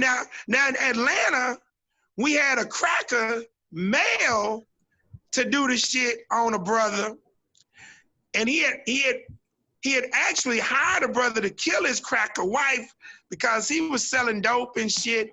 I mean, it was a hell of a case. But I saw him get on TV and blame a brother, and you just, certain shit just don't add up. That happened in Boston. It happened in Boston. I remember that. I remember that. The husband killed his cracker wife, and he blamed it on the brother. Yep, in projects, yeah. Exactly. Mission Hill, yeah. But niggas still want to fuck with these white folks. They still want to fuck. Sister Linda, tell me, why they still want to fuck with them, sister? I think we just sick. I think we're mentally ill. Exactly. Why brothers still want to fuck with these white women? No, I'm saying both. I'm saying on both sides. Oh. Yeah, I'm saying on both sides. Just clueless. Yeah. I'm saying on both sides. I said, wait a goddamn minute. I know. Don't put all that shit on us. Wait a minute. Now the queen ain't gonna let that shit go. The queen ain't gonna let that shit go there. The queen ain't gonna let this shit go down on one side. Right. That's right. I got your back too. Thank you. Yeah. Now Ricardo mentioned something earlier. No, that was Brian before he left, and it's man, it's one of the greatest lines ever in the damn any movie for me. I just love this shit, and it's the piano conversation, and the good old boys they sitting on the porch, and one of the ones that Sylvester kills, he say, you know what? That nigga got a piano. Yeah, I don't have a piano. I ain't got no piano. And that motherfucker out of piano as a musician. But he had a piano anyway. Yeah, but look at what his partner say. His brother said, "But you don't know how to play a goddamn piano." Exactly. That ain't the point. That motherfucker said that ain't the point. Yeah. He got one and I don't. He said, and I don't. He said the only other person got a piano is the old rich white man, and that nigga got a piano. And I ain't. He was mad about that. Mad that somebody got something that he don't have. He was pissed. Man, bro, if that ain't the greatest. Look, Linda, I was laughing. Every time I see that shit, I laugh my ass off because that's the cracker mentality. Yep. Yeah. You don't even know how to play a damn piano. You gotta think about what was going through their head. Those actors, they was killing it. They was killing it. I ain't gonna lie to you, bro. Those actors was killing that shit, though. I ain't gonna lie to you. Because they made that shit real. Yeah. You forget that they were acting. Because when that dude said, but you don't know how to play one, that ain't the part. That ain't the part. Motherfucker, that nigga got one. And I don't. So now, when we research Rosewood with Greenwood, we see what at the core of the shit, although the lie is what was used of a rape or beat. Now, in this one, follow me now. She made it a point to let it be known what didn't happen. He didn't rape me. He didn't rape me. He just beat me. My pureness from it. Yeah, he just kicked my ass, but he ain't raped me. Yeah. Yeah. But in order for the white man to justify what they did, they had to add rapes to it. They had to keep on saying it. They had to add rapes. Because you know damn well it didn't make sense that a brother would just come in the house and beat you. And beat you for what? What was so that's why I said. Because she ain't got shit. They ain't have nothing. That's why I said the greatest, the goddamn detectives who solved the case were the damn hound dogs. Mm-hmm. Because they went with the overall lie. But I thought that was very interesting that she wanted to make sure there was no Negro penis that came up inside of me. God forbid. Mm-hmm. Don't get it twisted, goddamn. Okay. Now, man told something, Mr. Rice, something that was profound. When man said, "Hey, look, I just came from one war. I ain't looking to go into another one. And this is the point that Ricardo was talking about, where the other part that Mr. Wright said, oh, yeah, I got you figured out. That wouldn't happen in the Navy. Oh, boy, thought he was going to say, nigga. He said, no, coward. And so man flipped it on him. He say, well, so what you going to do when this mob come down here to kill him? You going to take up arms to help fight? Right. You gonna shoot right? So we know that wasn't gonna happen. So look at what Mr. Wright said. He say, these people know me and they trust me. And so man told him, I've been here one goddamn day. That's right. They asked me to stay. That's right. He said, if you packed up and left tomorrow, would they miss? Would they? Yep. You wouldn't even be missed, man. That's some profound ass shit, man. I ain't gonna lie to you. Yes, sir. Yeah. All right, now there's a word that Tom Joyner years ago asked Professor Henry Louis Gates to do the etymology research on, and the word was picnic. And there was an email that was sent out years ago that the word picnic means to pick a nigga to hang. Now, in etymology points back to two things: the denotative meaning of a word, which is the actual meaning, and it can also point back to how the word evolved in connotative meaning. Connotation is not the actual definition of a word. Denotation is the actual meaning. So in one of the connotative meanings of the word picnic, pick a nigga to hang, picnic, right? So Tom Joyner wanted clarification.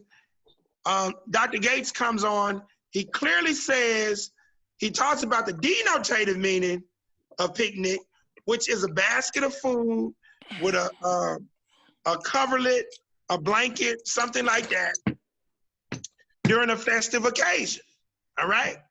It's a very important part of the movie, because now let's talk about lynching. What was going on when they had the mass lynching? They were dancing and having a picnic. Exactly. And what did you see outside during them dancing and having a festive occasion? A burnt body. Burnt body, yeah. But you saw baskets of food with a blanket as well. Yeah. And kids playing and having a great time. Exactly. Because this was a festive occasion. Yeah, it's a family event. Now, what day typically? Well, let me ask like this, because typically they would do it even on Sundays, and they would come from church, because they had just finished baptizing some goddamn white folks, and the word was being whispered, "Hey, white girl that got raped over there in Sumner," and so they got it jumping, and it's like, "Hey, we got to go help fight for our goddamn people." So picnics were associated with that whole dynamic. And I wanted to bring that out. What else did you all find out about what they did during lynchings? I don't know if they showed it, but I know they cut off parts of the body. They did show. Should they cut off ears, finger? Yeah, that was the same day, yeah. All types. The fingers and the pins. All parts, yeah. Exactly. And they would keep these as souvenirs. Yes, sir. Yeah. That's right. See, that's why the Negro can't figure it. See, the Negro, it's so easy to trick us. Because we won't study history, and all we want to do is analyze the cracker from our perspective. Because, Sister Linda, could you cut a motherfucking ear off? No. Yeah. No. I mean, you got to be you done killed a motherfucker now. You done killed You done killed them. Now you gonna cut their penis off, their ear off. Yeah. Started 10:30. Hey, bro, Craig, let me ask you a question. And actually, this can be for anybody. I hesitate to use huh? We're done like half an hour. I mean, like 10, 15 minutes. Start somebody else? Oh, yeah. Man, girl, mute your mic. Come on, hear your conversation. All right. So I hesitate to call white people devils because I think that gives it too much power, and I do not believe that every white person is out to harm or hurt black people. I don't believe that. However, there's 98%. I can dig it. Whatever. That ain't everybody. But my point is that their behavior has been so evil. Yeah. That should we not consider them to be devils? Well, Satan as incarnate, a collective, not as individual. That's what gets us. Not as individuals. I'm talking about as that. I mean, because for me, that is why separation is so necessary, because they are bad for our health across the board. We got to get away from them. But do you, Brother Craig, specifically, do you consider them to be devils? Well, goddamn. You know, it's interesting with that question. You know, when Mike Wallace asked Elijah Muhammad this question when he was interviewing, and Mike Wallace said, "You've called the white man a devil," and then Elijah Muhammad said, "No, that would be incorrect. He's not a devil. He's the devil." Now, whenever I talk to cats in the nation, I point out how illogical that is. And it's illogical based on the story of who? Yaqub. Right.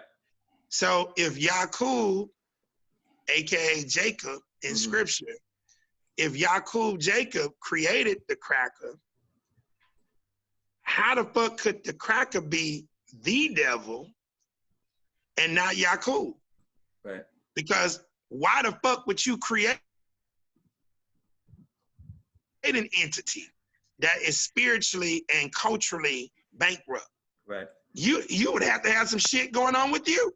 Yeah, you got a problem. Which the story, as the story goes, yes, right? Right. So I'm with you on that particular deal, because the cracker is diametrically in diametric opposition to us. Yeah. We're the original. They are the last vestiges of the graftive recessive byproduct of us. So are they the devil? No. The element, see, I told Tyra this morning, I said, there's some things that we just gonna have to be honest about, and we know in the current state and over the past thousands of years, we know that the philosophy, system, and game of capitalistic white supremacy racism is what has fucked us up. Yep. But I always ask the question, and I'm gonna ask everybody on the call, before the cracker ever appears on the continent of Africa, what was going on? How did we get Tribalism. Exactly. We just gonna have to be honest and tell the truth about that shit, man. Yeah. Because the cracker, the only way that they took Africa is through the tribalism. Yeah. I mean, that's just a fact. And we're gonna have to own that shit. And that's what's going on now with the Moors and the Hebrew Israelites and the whoever and the RGB. Exactly.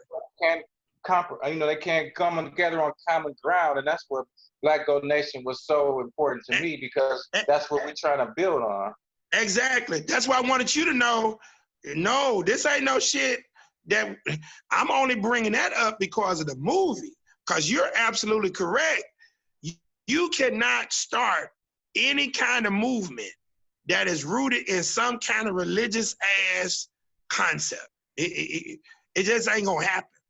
It can't be rooted, but you can't like, oh, you ignorant as religious people, y'all got to get this right before we can build on this, because no, you can't do it that particular way. Like with me, I've been rolling on a spiritual tip for now 35 years. So some people will ask, man, why you go speak at Christian churches? I say because they got to be elevated too. I say now what you should be amazed at is a non-Christian is invited to speak at a goddamn Christian church. Yeah.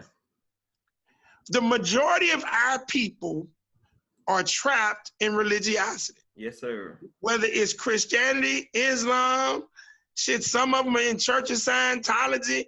I mean, the Negro just is every mother. Yeah, we just messed up. You know, we just everywhere. And the only way that you can truly evaluate this game on its true merits is if you embrace spirituality. You know, and hell, Ricardo, if you got a religious deal that you want me to attend, if I know you about the business of empowering Black people, and when we get together, we work on the empowerment of Black folks, if you want me to go to your motherfucking goddamn church service or whatever and eat some damn toast and shit, if I got some time, hell, I might join you every now and then. I ain't gonna do that shit all the goddamn time.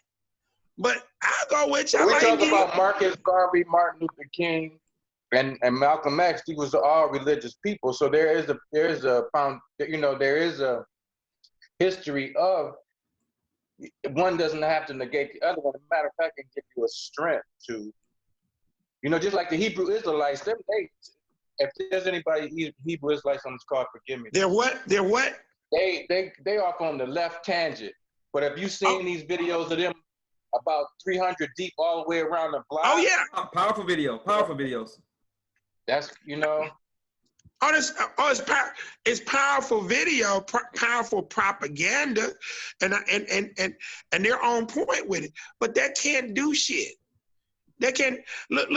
One of my percussion mentees in Shreveport is heavy into. He's not a Hebrew Israelite. His dad is actually from there, from over there in Dimona and shit. But his dad came to America and got with his mom, and that's how he came into existence. So he goes back and forth to Israel.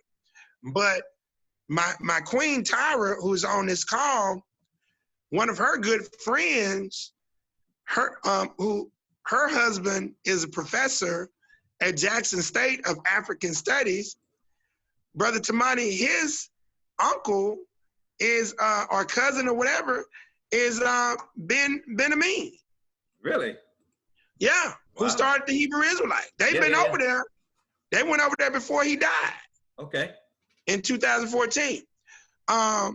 So my point is, spirituality allows me to deal with, regardless of your religious affiliation. That's right. Your Masonic affiliation, whether your ass is Greek letter, because I'm gonna say, put that shit to the side. Right. And let's focus on Black empowerment.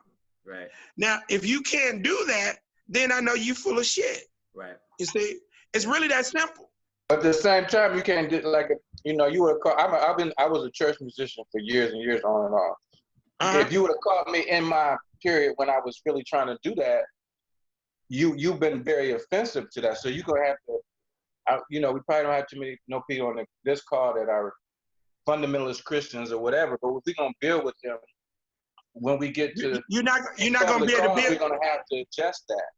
Brother Ricardo, you're not building with fundamentalists. Period. You're not gonna build with them. You see, there's a way. That Marcus Garvey. Marcus Garvey was not. Marcus Garvey was not a fundamentalist.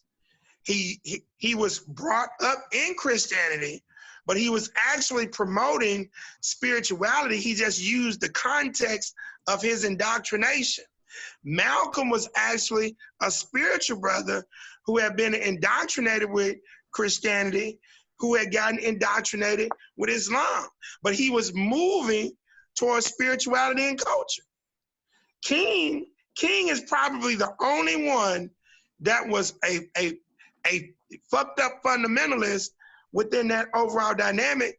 You're not building with those individuals. That's not going to happen. You can now use them as a stepping stone. You can use them to leverage money with, but you're not building with those individuals. That's not going to happen.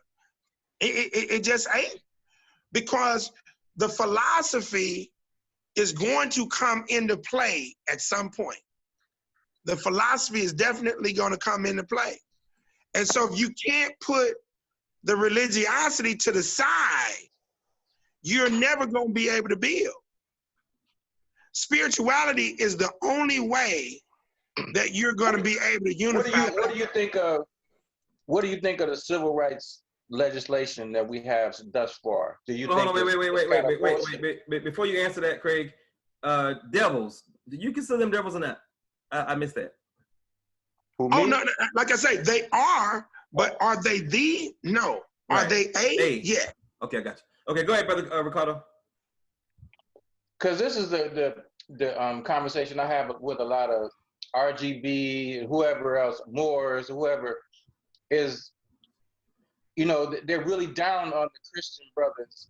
But it was, unless you want to just discount every civil right that we have, Christian Leadership Fund, Martin Luther King. I was the president of the NAACP youth group, and you know, all we did was raise money for these lawyers and stuff. But every right that you now observe, even if you might call it bullshit, came from Christian organizations or Christian individuals. Oh, I totally agree. You don't agree? No, I say I totally agree. Okay, so that's kind of like disproving your point that you can't use them. Now, you could discount them and say, well, we just, you know, that was just kind of like making a gilded cage inside of a slavery. That would be the only argument that you could have. But at the same time, you're still enjoying these rights. You know, they just didn't take it far enough. Like when we had our towns that were probably primarily Christian, we gave it up when we integrated, you know what I'm saying? And I don't know, that's kind of crazy to me. It was either given up or taken, destroyed, as we've seen in Roseville. But let's be very clear on something there, Brother Ricardo. The Christian advocates are not the ones that actually procured the legislation. That's not what happened.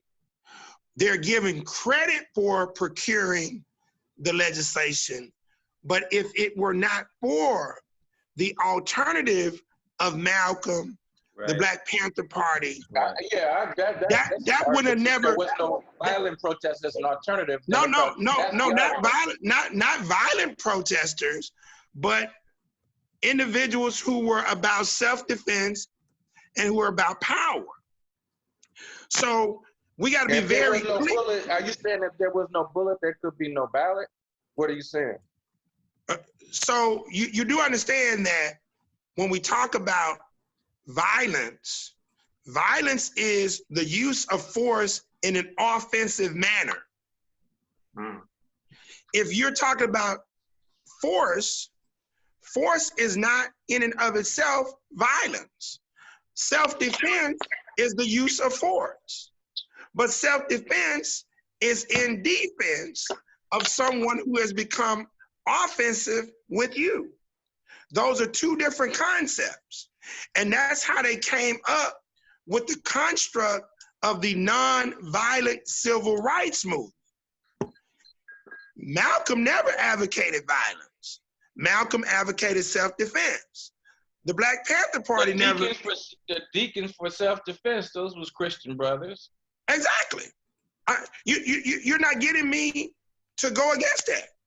What I'm saying to you is the only reason that those entities ended up being credited with the civil rights legislation, the voting rights legislation, the housing legislation, is because of the alternative was power.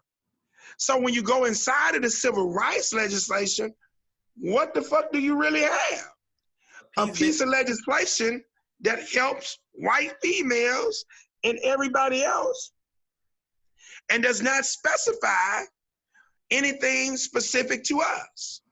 So I don't down that, but we got to be very clear and not like, would Martin Luther King, would they have been able to get this legislation passed if there had not been a counter going on? And the answer is no. But did they have to still advocate for their position? The answer is yes. Well, so it's not.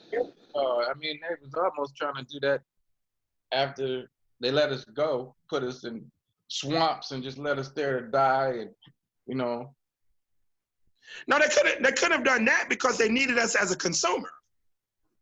See, that you need the Negro as a consumer for the various industries that you are working with, because we went from chattel slavery to a new form of slavery, which was the prison industrial complex. Okay, so no, you don't get any argument with me that so-called Christian organizations, ministers, churches were at the forefront of pushing the envelope, the needle, as it relates to what we have today. And I firmly agree.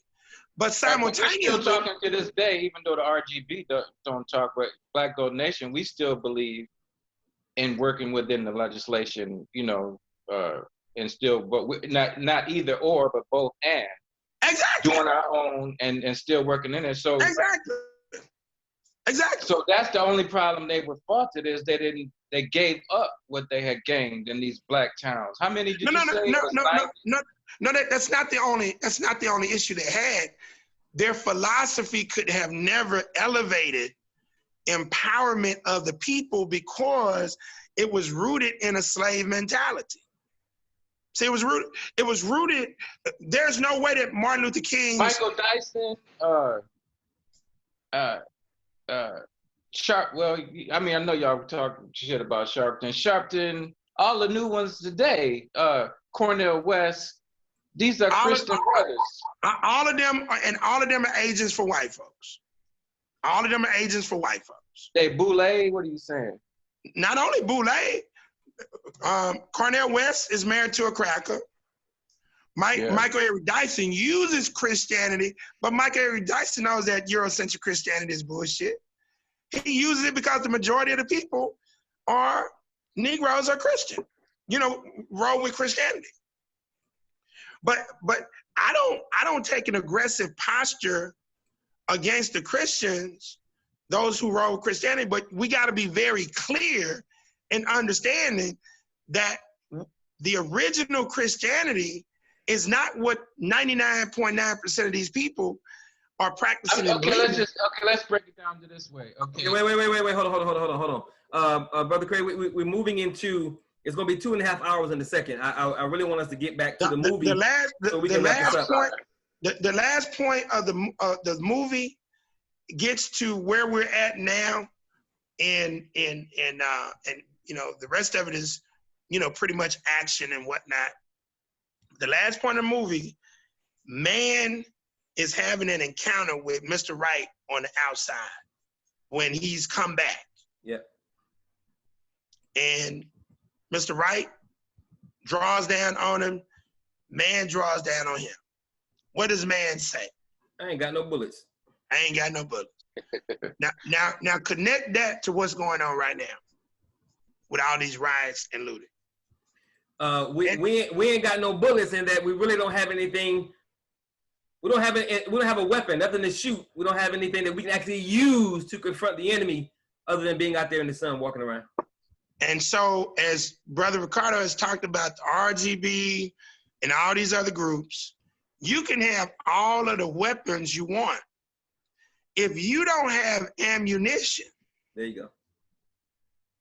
Because see, remember now, the white boys, when they were firing on Sylvester's Nim house, they ran out of ammo. And Mr. Wright supplied them with the ammo. Yes, he did. And the sheriff asked Mr. Wright, what?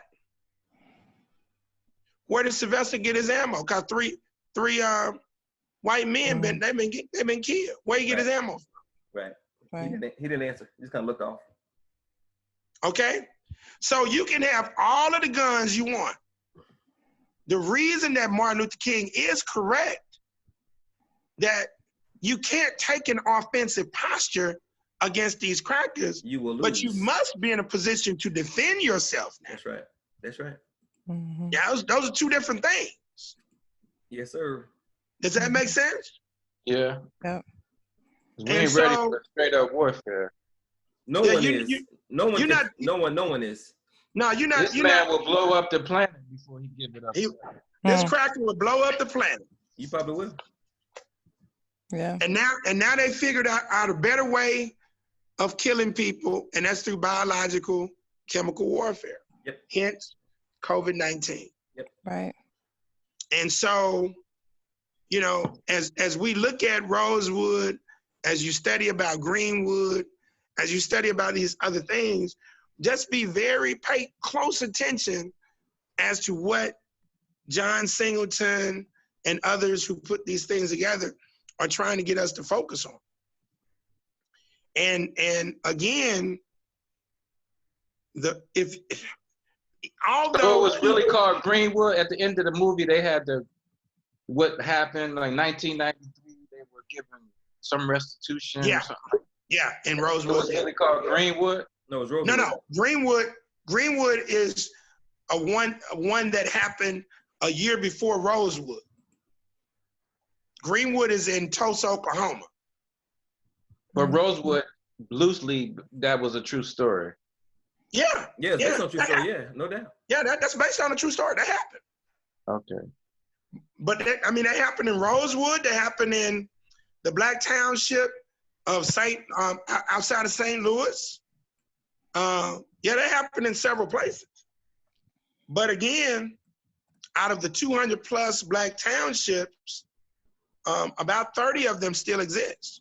In the state of Texas, they had a Black township called Africa, Texas. Yeah.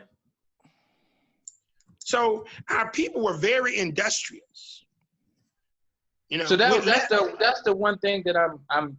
What are we gonna do different? Like we were at an apex as far as self-reliability. You know, had our own car companies, train companies, banks, whatever, and then we still lost it. So what are we gonna do? But that was because that was an illusion. It was based on an illusion.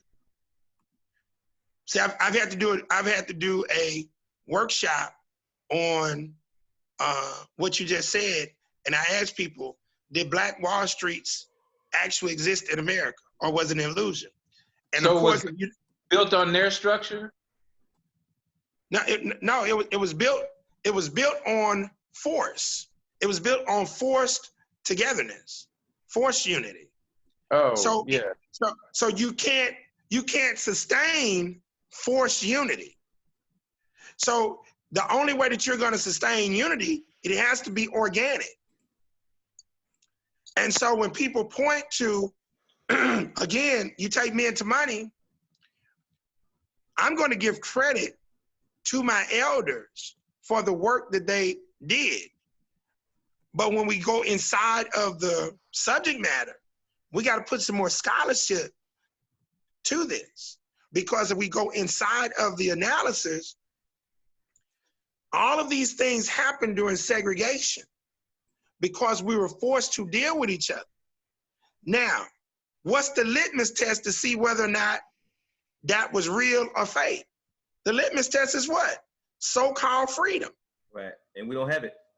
And so when the illusion of pseudo-integration happened 46 years ago, which brings us up to where we're at now, what did the Negro start to do? The Wayans, they joke about it in the movie, I'm Gonna Get You Sucker. But when Jack Slade goes into the pro-Black bookstore and the Black Power Negro comes up and he got the white wife and the white little child, And Jack Slade say, man, what happened? He said, before I left, y'all was going to march on the federal building. Right. He said, yeah. He said, y'all was gonna take it over. Yeah. He said, what happened? He said, when we got down there, they were hiring. So we came with signs and we left with jobs. Gilded cages, that's what I call it. So what I'm saying, Brother Ricardo, is when you now have to analyze, was that reality that we saw from 1864 to 1944, to some degree, yes, but to a large degree, no, because it was forced. Now, had segregation could have remained, because right now, think about this now, we would still be in segregation right now if Martin Luther King had not fucked up. Why couldn't we do what the Asians and other people are doing? They take the integration and they keep the because we lack culture and spirituality. It was taken from us. Slavery. I know, and everything that happened after that. That's why. That's why. That's why. And that shit is deep. It ain't simple. Yeah. The Asians still have their culture. Their culture was never taken from them. They were always intact. Everything we had was taken. But we see that already. We've been seeing that for what? No, Ricardo, you really don't understand. You really don't understand what culture is. See, because whenever people ask that, they believe that quantitative time in integrated society should absolve that, and everybody you point to has never been stripped of their culture. That compounds the issue. I got that. I really understand that, bro. Believe me. If you understood it, you wouldn't ask that question. Yeah, you wouldn't ask that question. No, if you understood it, you wouldn't ask that question. No. Y'all get me. I mean, we can't go back in the time machine and change that. We have an understanding of what's that. It's gonna take another 100 years for us to get that. Brother Ricardo, if we, and that's why I was going with my point, if we had remained in segregation, okay, we would be right now 46 years, because it took 10 years for it to come together. So we would be 46 years into the experiment, but actually, had it still been in place from 64 to now, okay, that's 56 years. So let's do the math. From 1555 to 1865, that's 310 years. All right, let's do the math. 1555 to 1865. This is gonna answer your question right there. All right, so that's 310 years. All right, Sister Linda. Mm-hmm. All right, I need you to divide 310 by 22. I'm about to answer Ricardo's question. 310 by 22? No, by 20. By 20.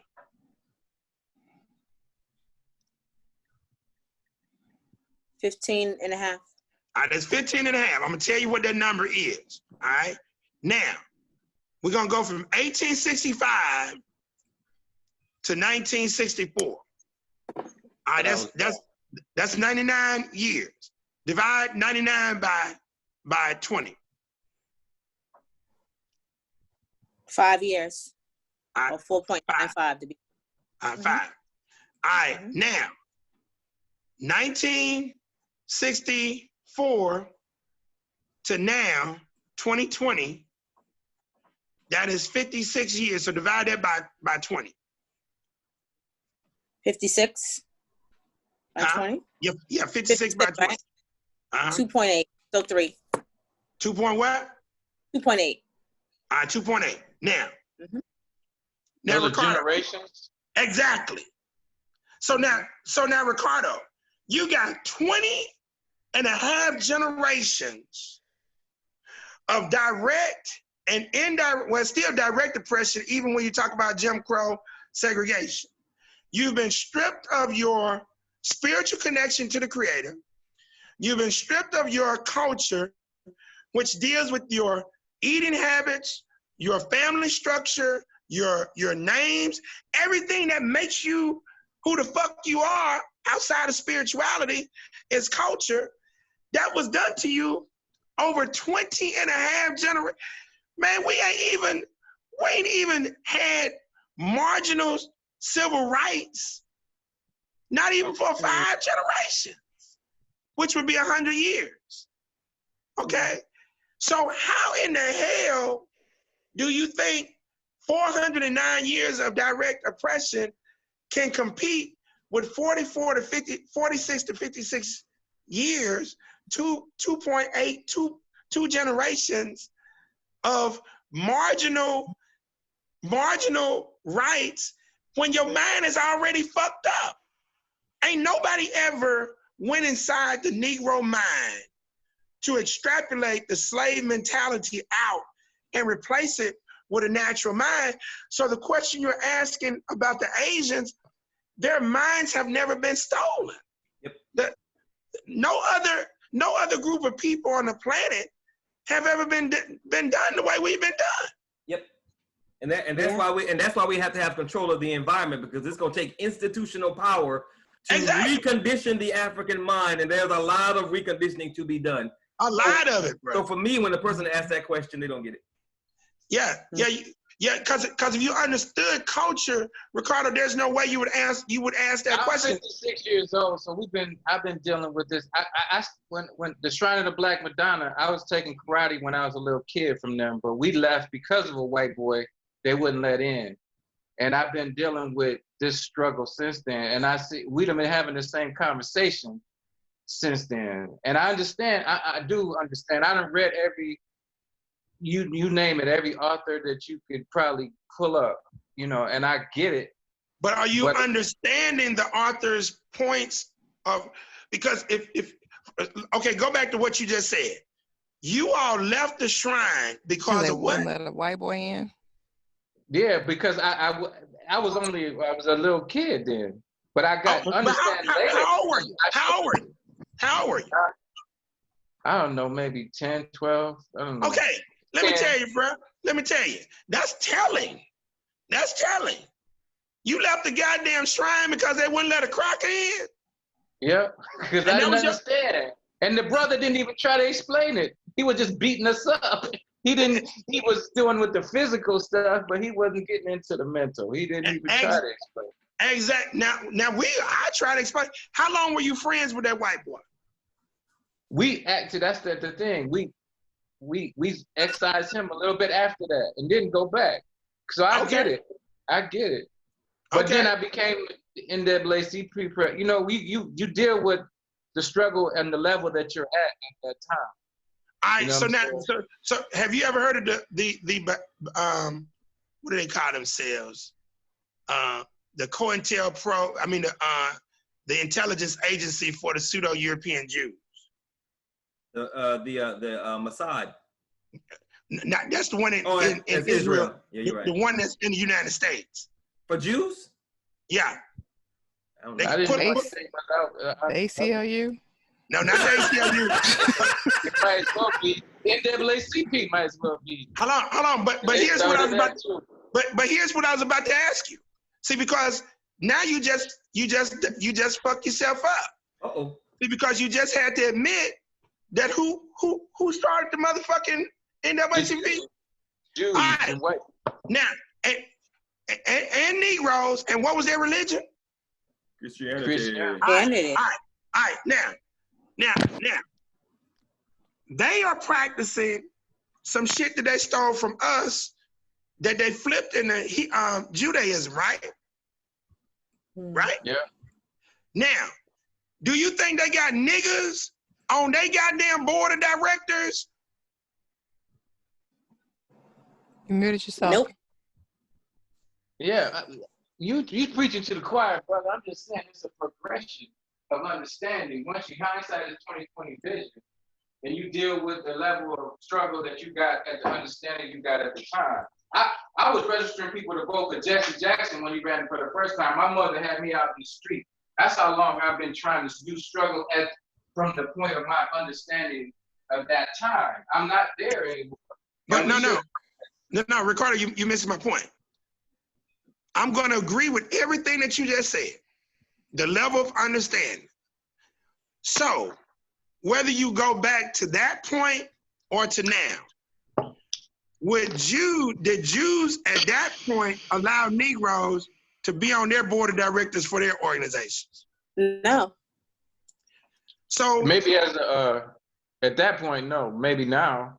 Hell no. A figurehead.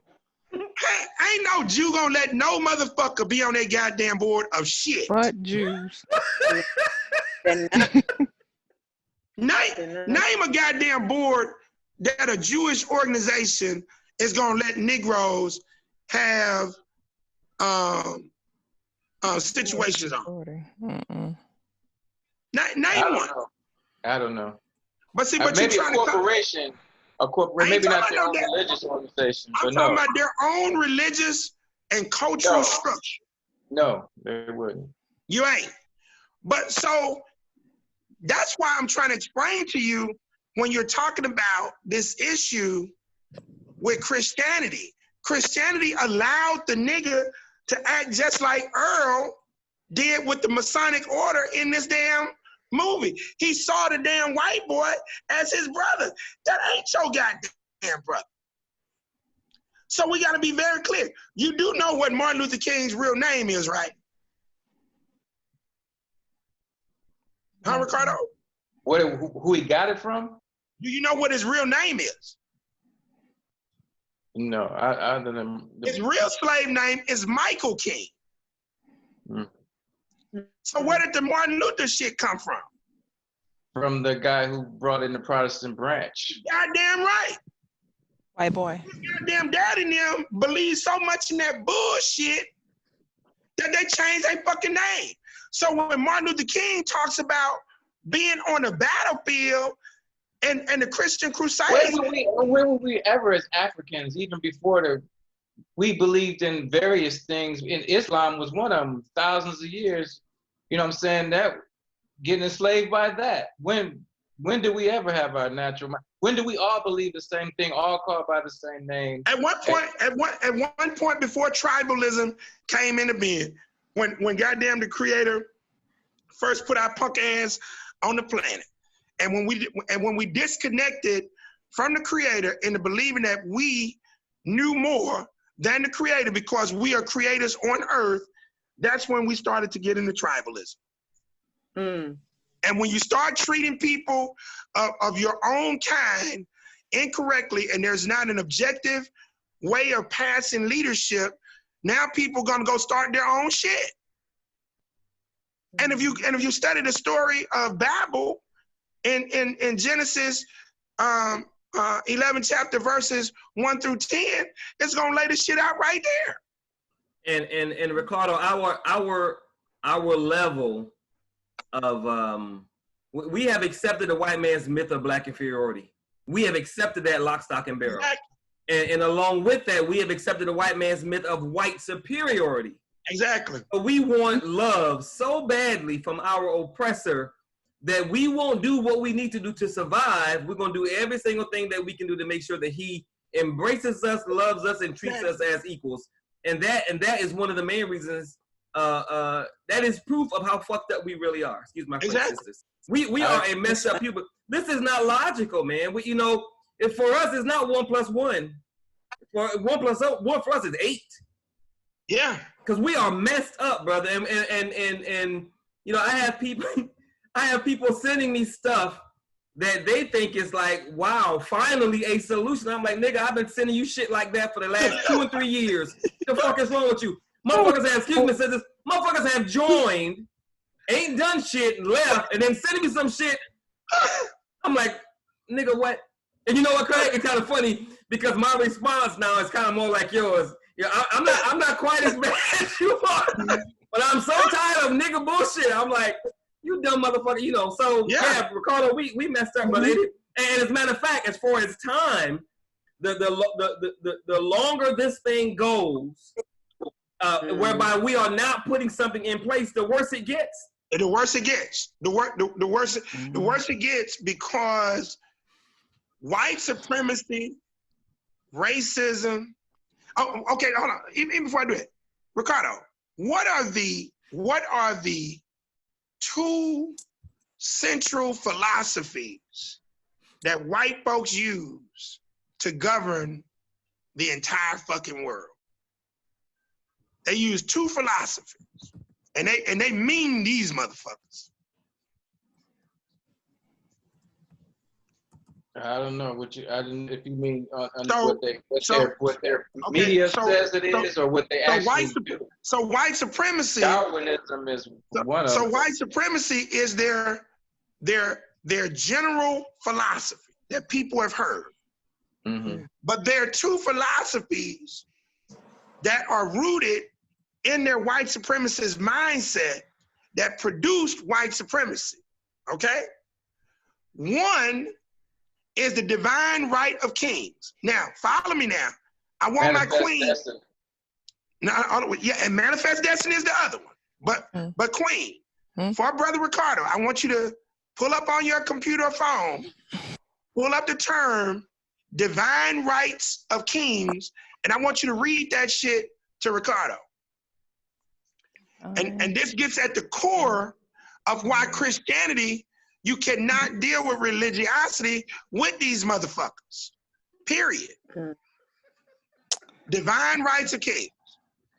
All right, hold on. I gotta get my eyes. Okay.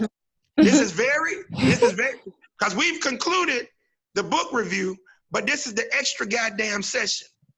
I got a presentation at 12. Hurry the hell up. I got you, goddamn it. We're gonna be doing a couple of 12.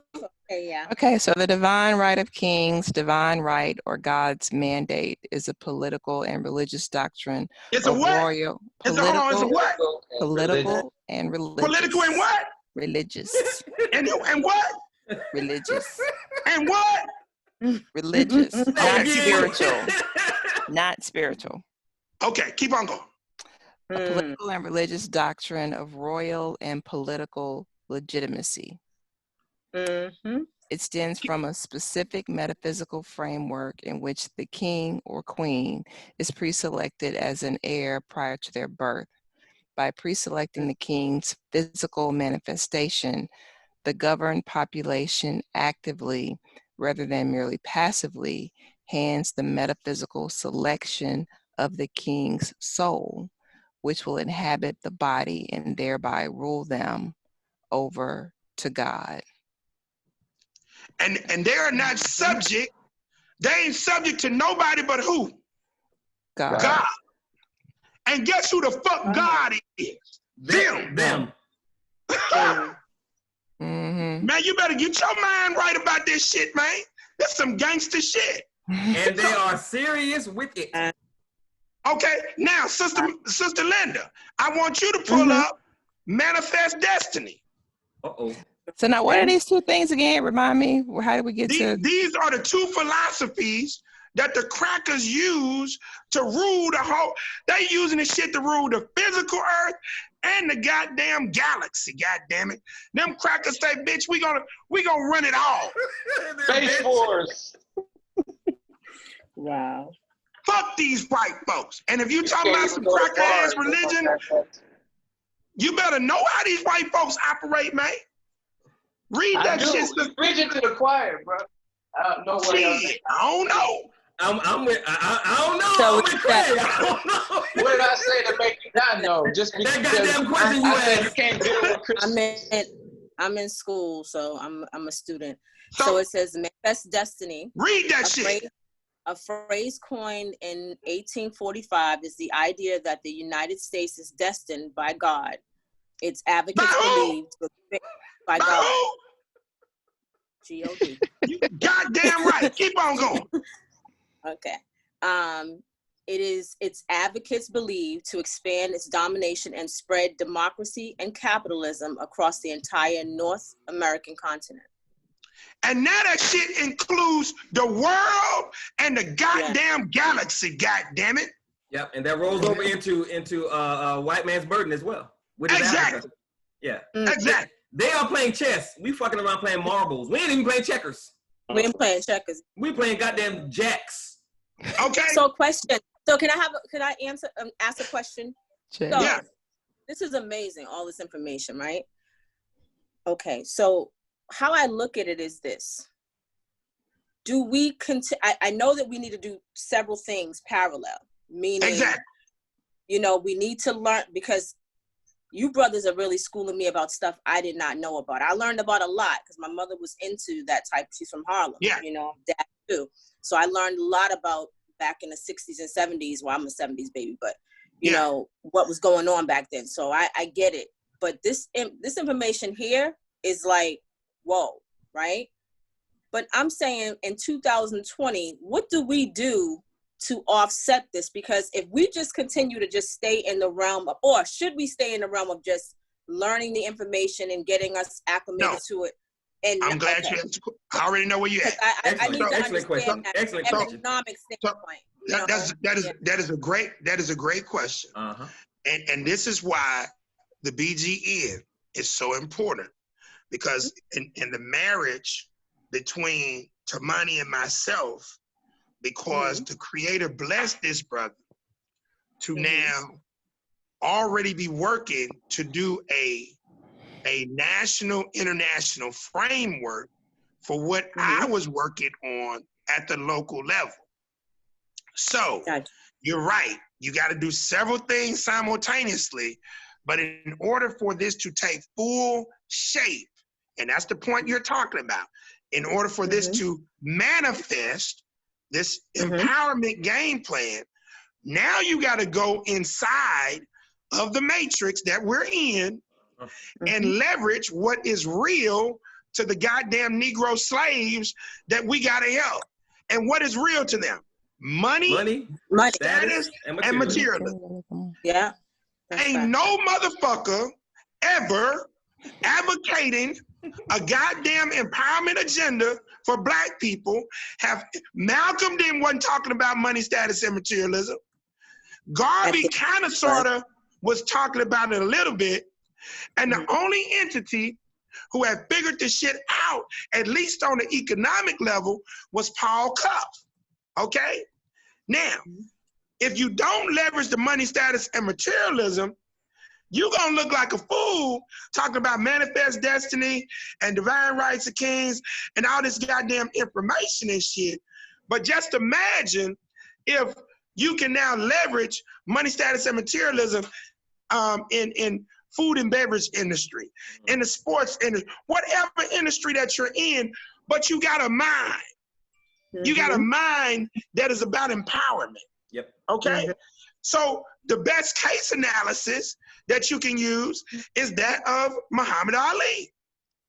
Had the Nation of Islam not been a bullshit organization, bruh, had they been legit and that dude became the heavyweight champion, bruh, it's so much shit would have been, cause he dominated his sport. He became a millionaire. He had the money. He had the status. He had the materialism. And he had kind of sort of the mind. But they weren't right. They weren't ready. They weren't right. Okay? They're ready.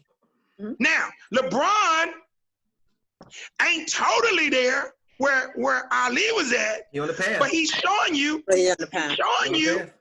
He's showing you a prototype. But guess what? Niggas hate him. Why? Because I love Michael Jordan. Yeah. That's why any nigga that tell me shit about motherfucking Michael Jordan, I damn near want to bust their fucking head open. This dude has taken his partners and they all fucking rich. This nigga that made people in the NBA money while he playing and owning the motherfucking company at the same time. And he's giving the power establishment 2 of them. He give them 2 fingers. and they can't fuck with him. Okay? All that shit that Umar Johnson talked about, this motherfucker done did a school. Jalen Rose done did a school. Okay? And they don't know near about as much shit as Umar and Polite, but they doing. So my philosophy, Sister Linda, before we talk, we do. So my theme, my what I live by every day is walk your talk, then talk your walk. Because unfortunately, with our people who are so religious, there's a higher burden on us to show than theory. The preacher can get away in telling you about heaven. We can't get away with that. And that's just the hand that we've been dealt.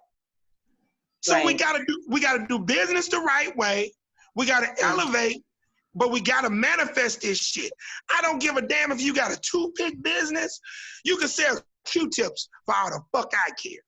But whatever you do that shit so well that you leverage the money, status, and materialism, and now you parlay that shit back into a legitimate structure like the BGN. And so everything that I was already working on, Brother T now comes and now starts to create the national and international framework. It ain't a motherfucking thing that I'm gonna tell you that I have not vetted, researched, and fucking done in Shreveport, Louisiana. That's why I can tell Ricardo this shit. I'm an intellectual gangster with this shit for real. I do this shit for real.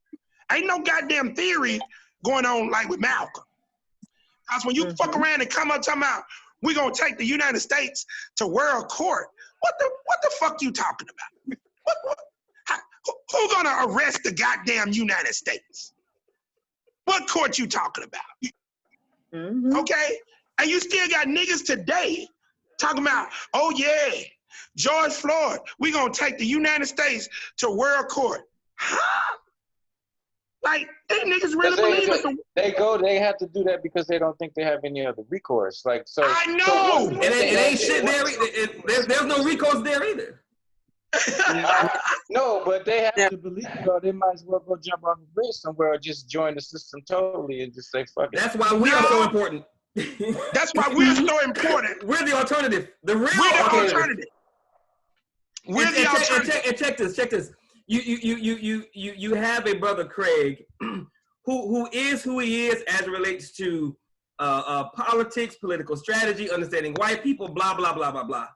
We have an equivalent in other areas. Exactly. That bring that same fervor to the table with what they do. That is one of the reasons why we are untouchable and we are head and shoulders above, because we have Negroes like him who are specialists in their areas with an undying love and commitment to Black people. Exactly. And we are absolutely untouchable. Here you have my queen who is now coming into her own. Hell, she is goddamn director. She's a doctor of pharmacy. She just be acting like she's just a regular motherfucker, but she do act regular. She doctor of pharmacy up in this motherfucker. I am regular. Yeah, well, you know what I mean. You know what I mean. TMI. Yeah. I just don't wear that on my sleeve. Yeah, she don't give a fuck about it. But we got these type of people who are now being connected. Yes, and then she connected her line sister in Mississippi, who now we find out her husband is Ben Amin's nephew or whatever. Yep. Okay. So Aaron, who was on the call last time. Yeah. Her husband. Yeah. So what I'm saying is, brothers, as we close, so Brother Tamai get on his other call. We got everything that we need. Yes, sir. But to Sister Linda's point, we gotta manifest the physical reality, leverage the money, status, and materialism, because that poor righteous teacher shit ain't about a motherfucking thing. Being hungry. Okay? Because this the game we need to do a SWOT on the organization myself. Say that again? I think we need to do a strengths, weakness, opportunities, and threats. Yeah. On ourselves. Yeah. Yeah. Because I believe, but I need it seems to be a missing element, and Tumani always says it's just the right people, but I think it's something else there too. And if it ain't, I need to at least understand it, because I done jumped back into this full. What I'm gonna tell you, Ricardo, I'm gonna tell you exactly what it is, and Brother T is now understanding it better now. I always break it down to the most basic level, and it may seem very simple, but it's, and Linda gets it because she's in construction. You cannot build a structure from the roof down. Mm-hmm. So, but that's why I say the Creator has merged us together, mm-hmm. because I had to have somebody who is trying to work together to put a framework for national, international empowerment, Black empowerment. But I knew that I wasn't going to focus on that because I had to get the prototype together. And that's Shreveport. That's what I've been working on for the past 25 years, okay? Now, in order to do that over the next 6 to 12 months, prime example, Brother Ricardo, over the next 6 to 12 months, I gotta leverage a couple $1 million in order to do what the fuck I gotta do. That's outside of what I'm doing with the BGN, because I gotta create the prototype for the BGN to do what they gotta do, what we gotta do on the national and international level. Well, you have my media skills at your disposal, sir. Okay, beautiful, beautiful. And so, mm-hmm. and you look like one of my partners who from Cali, brother Bill Sharp. We just got him on board the other day. He's in radio and shit, but that's gonna play a central role in what we do. Okay, so that's how I'm gonna help the organization. Now, I leverage a couple $1 million, bam. There's some resources that I'm setting aside for what we gotta do in the BGN, okay? But you gotta have a prototype. So I'm gonna be honest with you. I'm so sick of these goddamn Negroes, I wasn't gonna be doing the goddamn national shit. That's why I ain't got no problem with goddamn Tamani being the motherfucking president, because I put these niggas back on the plantation, goddamn it. Because I'm sick and tired of they motherfucking ass. Mm-hmm. I'm just being honest with you. Well, you got really drop squad on them. You remember Spike Lee's movie, right? Deprogramming restoration of pride. Hey, we don't have any kind of thing. We need at least an orientation like that. Man, when I saw that movie, I said that goddamn Spike Lee came into my mind. But the only difference is, I would take their motherfucking ass back to Africa, put their ass to work, and deprogram their ass through work. Mm. And then if you didn't want to get down, I'm gonna kill your goddamn ass. Cause we're not gonna let this shit keep on going. Bruh, if you do not show these niggas money, status, and materialism, and that you got power to take their goddamn life, bro, you're not gonna regulate these motherfuckers, man. I'm telling you, you're not gonna regulate these motherfuckers. That's why I encourage people to look at that series between Bumpy Johnson and Malcolm X. And Linda, you from Harlem, you know Bumpy Johnson was about that life. Mm-hmm. And motherfuckers did not, if you tried to sell him out, your ass was gonna come up dead than a motherfucker. It was understood. Yes. Mm-hmm. We're not playing that bullshit. So you gotta have a combination of things working simultaneously.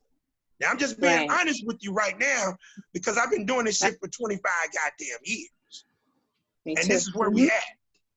Okay? So that's the answer. That's the answer to that question. No, thank you. That definitely helped me to look at it holistically, because I've talked to Brother Tamani about this too, and I'm like, I know that we need to have several. First of all, we're limited on resources, right? Yeah. Right now, and so that, and then limited on people to get things done. So you mentioned that in the beginning of the conversation, that we have to leverage those things with what we have. Yeah. You know, I know exactly what you said, but you basically, in paraphrase, you said, you know, we have to leverage the things that we have right now, even though we don't have, you know, the resources that we need and the people. And that's what I'm struggling with here in Boston, because Boston they're enriched with a lot of things. I started the SWOT analysis for Boston. But when I go to these folks, I've sat on several boards, and a lot of these people have been around, the NAACP, the Urban League, all these boards have been around, but I noticed that when they get to that point where they can empower or they get the money or resources, they use it for themselves. Exactly. You understand? That's what's happening here. And they're doing that. It's not just there, baby.